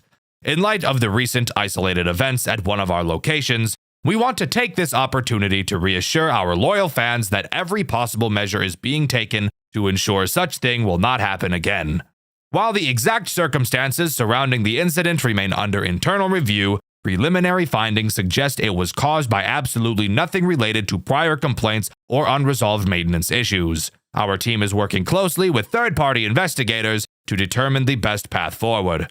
We'd also like to clarify that reports of unusual activity prior to the event, including alleged animatronic malfunctions, unexplained power surges, are entirely unfounded and likely the result of overactive imaginations. Rest assured, all our animatronic performers are completely harmless and incapable of independent movement outside of their pre-programmed routines. Any footage suggesting otherwise is clearly doctored or taken out of context. As we look toward the future, Fazbear Entertainment is excited to announce a temporary pause on operations at the affected location while we conduct routine modernization efforts. We remain fully committed to reopening when the time is right. Thank you for your unwavering trust. Warm regards, Fazbear Entertainment Public Relations Team. Creating smiles, no matter what. Afterwards, we get yet another chat with Old Man Consequences. We obviously died in that fire on night 5, but the old man asks us what we would do if we could go to a timeline where the fire didn't occur, a timeline where William failed. The old man wants to show us what would happen, and show us he does, as next we're set to take on the Golden Ones. But before we do, we get a black gift box. Inside, a note which reads, "Every ripple is a year you can't take back." Night 6 has us take on Fredbear and Spring Bonnie, with all of the other characters disassembled in the back room. This night is easily the most challenging night throughout the entire game. Let's talk about why. Let's start by talking about Spring Bonnie, who has 2 forms of attack. The first has him attack your left door exactly like Bonnie. Same rules apply here, just close the door. However, it's a much better option to just not even let him get to your door in the first place. The way you do so is very easy. Whenever you flash Spring Bonnie on your cameras, he will go back to the stage. So you're obviously going to want to do that a lot. What about his second attack? Well, that would have him use the vents, which, by the way, unlike fat ass, fuck ass, dumb ass, bitch ass, dunce ass, stupid ass, dumb ass Chica, he will actually do very frequently, and he is incredibly fast in them. The moment you hear his vent sound cue, you need to drop whatever you're doing and focus on that goddamn vent, because he will rail you in your ass if you don't. But what about Fredbear? Honestly, he's easier than Spring Bonnie in every way, but he does cause 2 major annoyances in combination with Spring Bonnie. Fredbear tries to attack your right door, just like Bonnie. When he enters, play the alarm and he'll leave. However, when the alarm is playing, Spring Bonnie actually moves at a faster rate, which is just fucking awful. Also, it's probably a good idea to mention that Fredbear also attacks fast as shit. And actually, both of their aggression increases throughout the night, so near the end, you'll probably have Fredbear in your office all the fucking time. Hooray. But what about the other super annoying thing that Fredbear does? Well, Fredbear doesn't like being flashed and will disable any camera that you do flash with him on it, requiring you to reboot, which takes forever. The problem? Well, it's common for Spring Bonnie and Fredbear to appear on the same camera at the same time. And with how quickly Spring Bonnie moves, it's likely that the muscle memory to flash immediately will be built quickly. So if you're anything like me, you were accidentally flashing Fredbear a lot. And if you're really retarded like me, you'd forget that the camera's being disabled does not mean the night is over, and every single time you accidentally flashed Fredbear, instead of just rebooting, you instead chose to restart the night every single time. I'm not the brightest person, guys, okay? I try my best over here. These streets are hard. Even though these 2 characters together don't have many ways of killing you, this night is still incredibly stressful, mainly with just how fast these 2 get in the final hour. However, something about this night, and this entire game in fact, is that I honestly never once felt like RNG was a factor at all. And that's rare. I play FNAF games for a living, so I see a lot of them. And never once have I played a game that really felt like there was no RNG at all. And I honestly think that's one of the coolest things, ever. But if you can keep your composure long enough, you'll complete the night and get to watch this super awesome tape. Welcome to Freddy Fazbear's Pizza, a magical place for kids and grown-ups alike where fantasy and fun come to life. Our establishment is a place where fun and safety go hand in hand. Part of what makes our family-friendly experience so special are the animatronics that entertain our guests. To ensure they continue to operate smoothly and safely, proper cleaning and maintenance is essential. And that's where you come in, our dear employee. Without you, none of this would be ever possible. In this tape, we will guide you through the process of cleaning our beloved animatronics. It is important to follow these steps carefully and thoroughly to keep our characters in tip-top shape and ensure everyone's safety. How to clean the joints and mechanisms. First of all, you will need a soft brush, a mild cleaning solution, and a dry towel. Avoid using any harsh chemicals as they can damage the animatronic suit. Using said soft brush, carefully clean the joints and mechanical parts while avoiding any visible human remains. Human remains, human remains, human remains.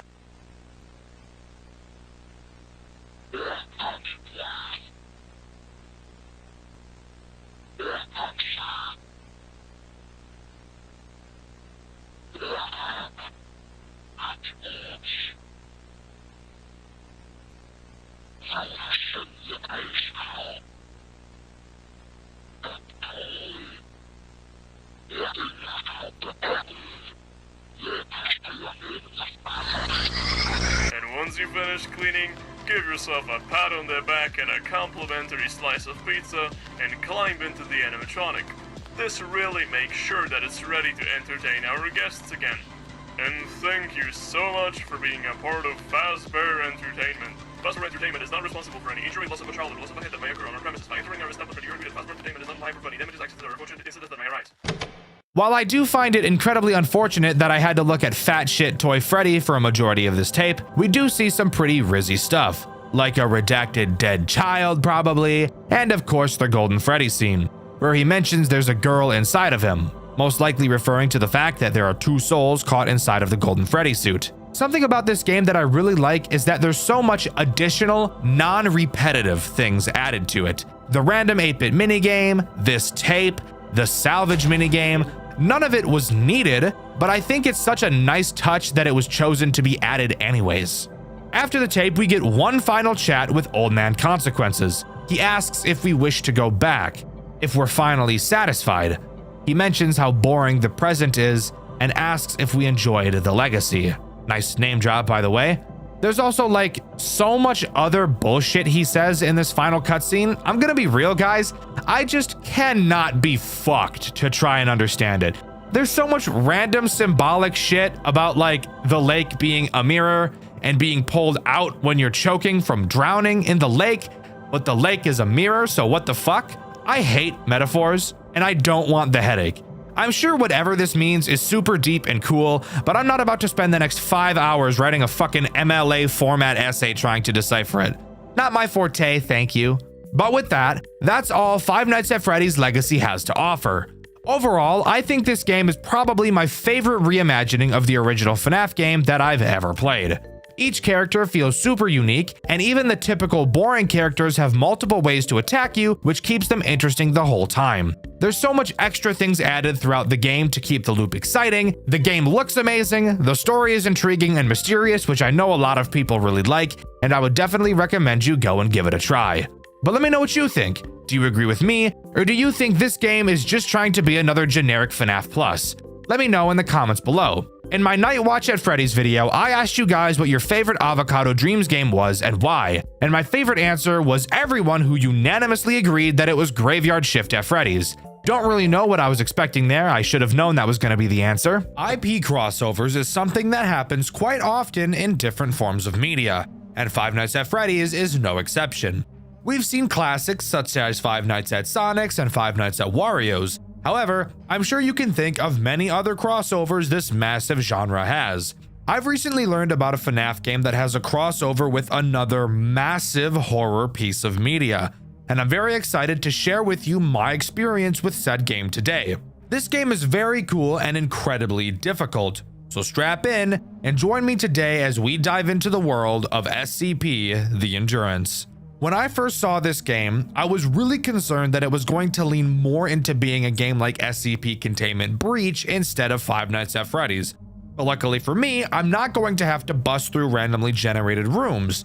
Maybe in another video, I'll be forced to do that. But for now, yes, this game does follow the typical Five Nights at Freddy's formula. In SCP: The Endurance, we play as a Class D personnel. For those of you unfamiliar with SCP, Class D personnel are the lowest level of individuals of the SCP Foundation, consisting mostly of death row inmates. They usually live in solitary confinement cells and are often tasked with doing very dangerous things that could easily get them killed. And of course, this game has us do just that.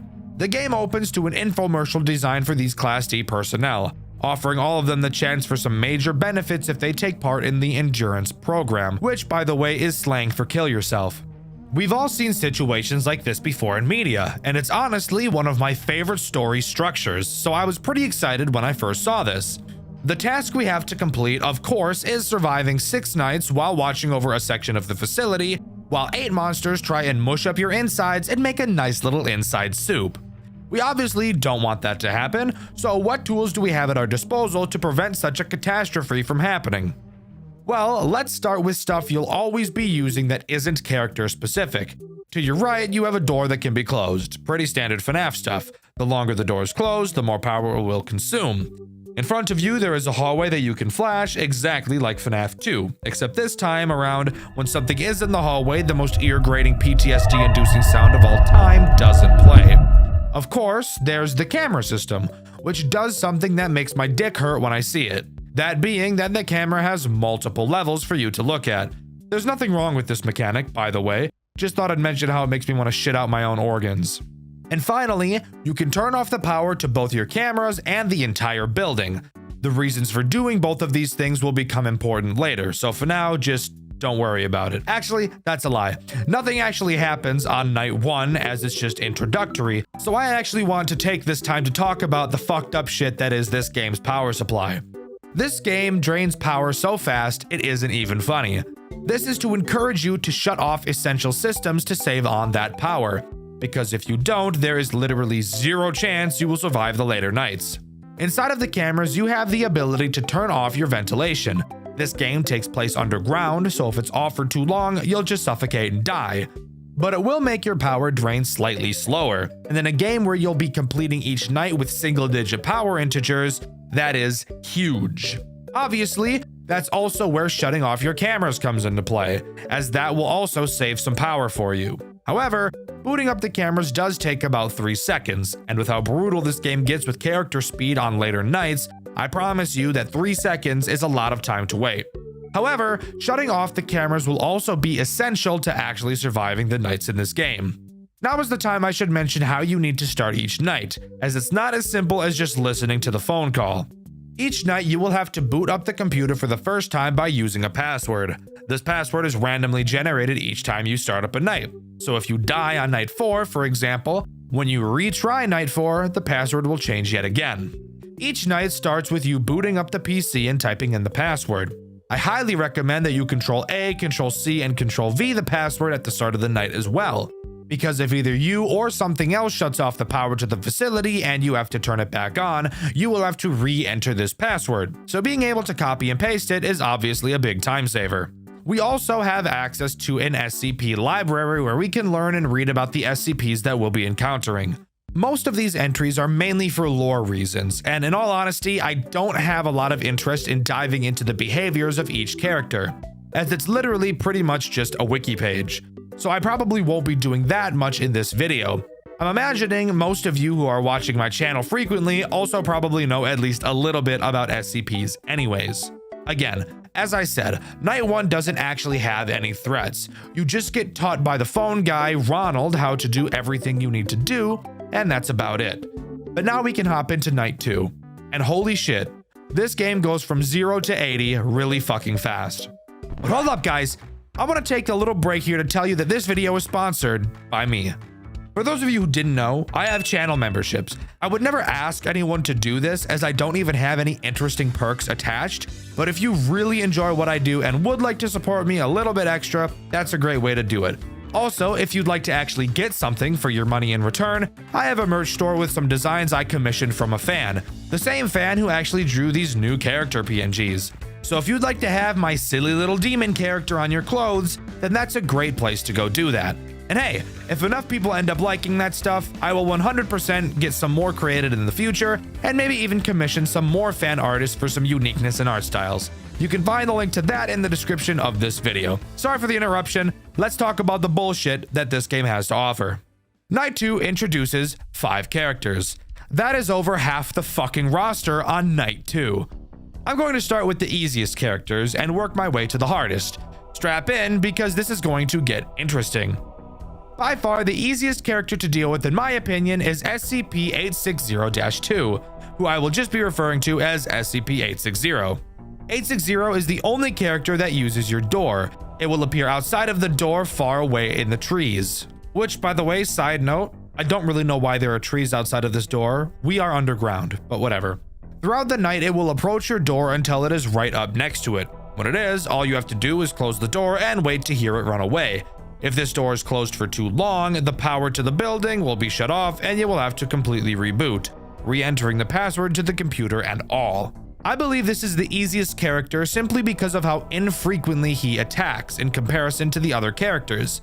You may see him 5 or 6 times a night, which is a godsend compared to some of the other assholes we'll be talking about in a bit. The next easiest character, in my opinion, is SCP-066. 066 is just a giant pile of meat with some eyeballs. 066 by itself will not actually be able to end your runs. Instead, it cosplays as Satan. It will attack from the vent on your ceiling. At random times, you may see the vent on your ceiling open up. When you see this, you will have to simply click the vent to close it, and that's all. If you leave it open for too long, 066 will drop into your office and stay there for the rest of the night. While there, it will slowly increase the AI values of all of the other characters, which, by the way, has the chance to increase their AI values over the max 20, which, yes, will still make them harder. It also has the random chance to play sounds at 140 decibels, so just like, really don't let him into your office. You may be wondering why I've chosen to call 066 more difficult than 860, despite the fact that all you have to do is mindlessly click when you hear a noise. Well, that's because 066 is probably the fastest character in the entire game. On later nights, you will have less than 2 seconds to react and close the vent. And of course, it itself doesn't kill you. The ramping AI of the other characters probably will. Of course, that's unless you're Frogger and beat the 820 mode with 066 in the office the entire night. That guy's a madman. Next, we'll talk about SCP-096, arguably one of the most popular SCPs of all time. SCP-096 has the chance to spawn literally anywhere in the entire building, whether that be on any of the cameras or even directly in your office. Wherever it happens to be, all you have to do is stop looking at it. If it's in your office, flip up and down the camera quickly. If it's in the camera, either switch cameras or pull the camera down. While yes, 096 is not a problem by itself, it's in combination with how hectic and stressful the rest of the game gets, which is the reason I think 096 is as annoying and difficult as it is. SCP-106 is the next degenerate I'd like to talk about. This is the pocket dimension asshole, by the way, if you were curious. Occasionally, you will both hear and see 106 in your office.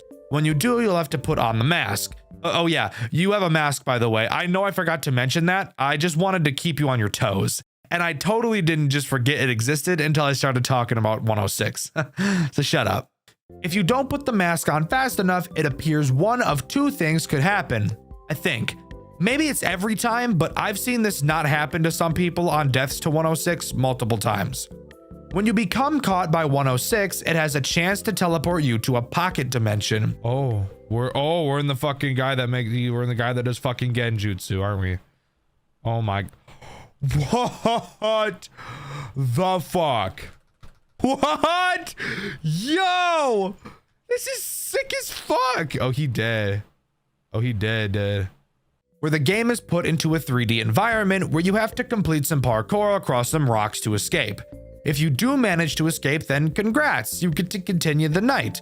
But of course, chances are you'll have spent too long in the pocket dimension that you'll probably die upon coming back. This pocket dimension also has some interesting secrets by itself, but I'll be talking about that a bit later in the video. Sitting there doing nothing in the mask is obviously not something you're going to want to be doing while being ass pounded by 7 other characters. So that puts 106 pretty high up on the difficulty chart in my eyes. SCP-173 is by far the most grueling and annoying character in this entire game. He acts as this game's main reason for using the cameras, which also really sucks because in most cases you'd prefer to have your cameras off just because of how horrifically quickly the power drains. 173 will slowly move throughout the building until it gets to your vent. You may notice to your left a giant vent is open on the wall. Yeah, if he gets there, you're dead. So, how do you stop him? Well, by staring at him on the cameras, of course.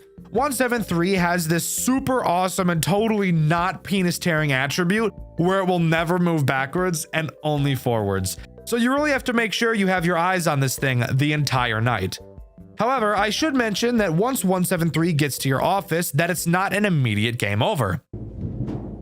Oh, hey, I'm not blinking. I am not blinking and I'm looking right at you.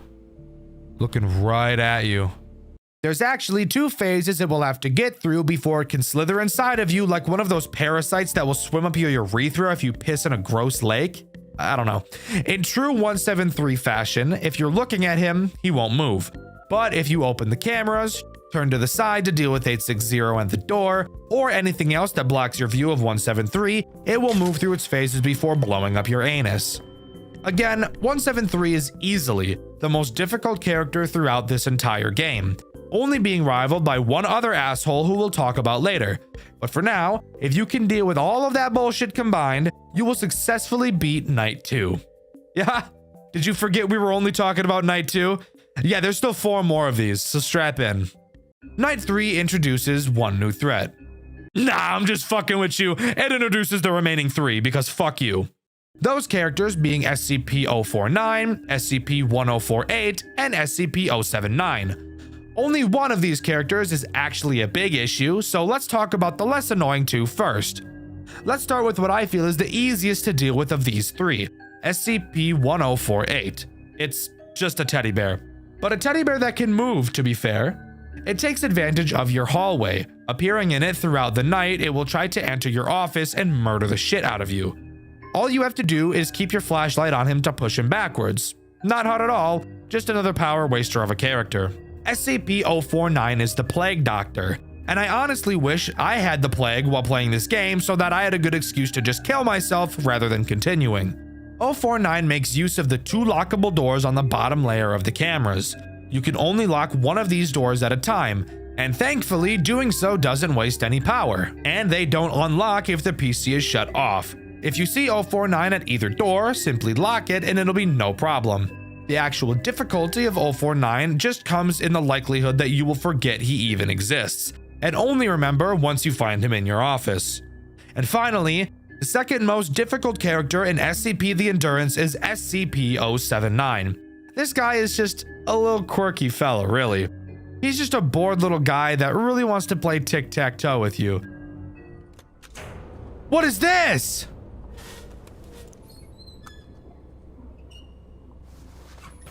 What is that? Yes, I'm serious. There is a special panel to the left of your office. Throughout the night, 079 will play games of tic-tac-toe with you. Now, you may be a little inclined to completely pummel this stupid fucking computer's ass while playing this game with it. But I would actually advise against that, as if you lose too many games or win too many games against it, it'll get pissed off and start fucking with your lights and doors, which will probably end up leading to a death. So it's actually the best practice to just constantly draw against 079 every time you play. And there you have it. That is every single character in SCP The Endurance and how they work, all introduced on the 3rd night. And it's only going to continue to get more and more soul-sucking as your playthrough goes on. I'm gonna be completely honest with you guys. I couldn't complete Night 5. I put in a lot of attempts, but as I've mentioned multiple times in the past, I'm very bad at FNAF games, and I just couldn't beat it. I'm sure if I continued to pour in attempts that eventually I would complete it, as I did get to 5 AM a decent handful of times. I still have no desires to spend hours trying. I'd much prefer to just talk about it. After completing Night 5, we get the special meal we were mentioned to get at the beginning of the game in the infomercial. But guess what? We're still depressed because we're still in solitary confinement, and I'm about to tear my hair out, except I've already torn all the hair out of my head, so you'll have to use your imagination to figure out where I'm tearing the rest of my hair from. However, we're not done talking about this game quite yet, as there still are some cool things that it has to offer. Mainly, now is the time I want to talk about SCP-106, or Larry's Pocket Dimension, and how important it is for unlocking both Night 6 and this game's secret ending. The first step to unlocking the secret ending is finding the 3 burnt pages in Larry's Pocket Dimension. There are skeletons all around this dimension, and every time you enter, a piece of a burnt page will appear next to one of them, which, yes, means you will have to go into his pocket dimension multiple times to acquire them all.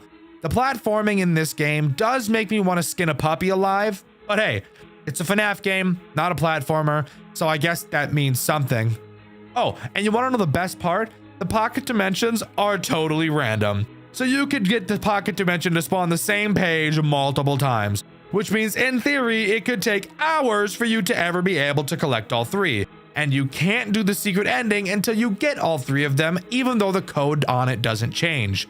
So that's realistically probably the worst part of this entire game. Spoiler alert, FNAF fans aren't a super huge fan of RNG. Who would have thought?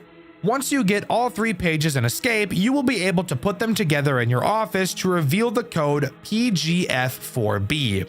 Typing this code into the computer instead of the one on the sticky notes will unlock Night 6. Night 6 is where you can get the secret ending. Not only is Night 6 hard as fuck, but getting the secret ending only makes Night 6 even harder. Once in Night 6, you will want to once again type in the burnt note code PGF4B. After it boots, you'll want to type in the command run power manager. This will give you a special tab on your second monitor that you can use to control all of the power in the building. This is where the secret ending makes Night 6 very hard. Obviously, Night 6 by itself is already difficult, having several threats to keep track of and having to react very quickly to all of them. However, the additional tasks this secret ending requires only serves to add more confusion and stress to your plate. In this new Power Manager menu, you will be able to click through every room of every floor in the facility. It looks a lot more confusing than it really is. The only sections that matter are the rooms that contain the elevators. You'll have to go to each elevator room and turn the power to each of them on by manually typing in codes. This section heavily reminds me of some of the tasks you're required to do in Banshee, another FNAF game I've covered on this channel. You should definitely watch that video after this one if you haven't already, by the way. This is the main reason I think this secret ending is so stressful. There is already so much bullshit happening at the same time that to add in precision typing on top of that really makes for a super tense experience. And while no, I never did it myself, I applaud anyone who was actually able to pull this insane shit off. After turning on the power to each elevator floor, our character will actually speak. It worked! I can finally get the hell out of here. Which is where I learned that we play as a female throughout this game. Not that that really matters, just something I wasn't expecting. We get a final cutscene of our inmate leaving the building, avoiding all the characters she'd been going up against thus far, and escaping the facility, only to find out that she was right in the sights of an SCP worker's gun. We never get to see if the bullet hits her, but we can only hope it didn't and that she was finally able to escape. But don't click off the video yet, you little piece of shit! I see you checking how much longer there is, trying to fuck up my retention. Stop it! You stop it! Naughty! Anyways, I've still got something else I want to talk about in this game that I think is really cool. So, it's becoming more and more common for FNAF games to integrate Game Jolt achievements. I think that's awesome. I think achievement hunting is super cool. But something I notice about a lot of these FNAF game achievements is that they're boring. Oh, beat night 1, beat night 5, beat night 6, beat all 20 mode. Stuff you would imagine people are already doing, which I feel makes them not feel like achievements a lot of the time. SCP The Endurance also has these achievements, except I've noticed that it also has a lot of super fun ones. So I'd like to dedicate this section to talking about those achievements. The first achievement I want to mention is called Seriously How. It can be achieved by dying on night 1.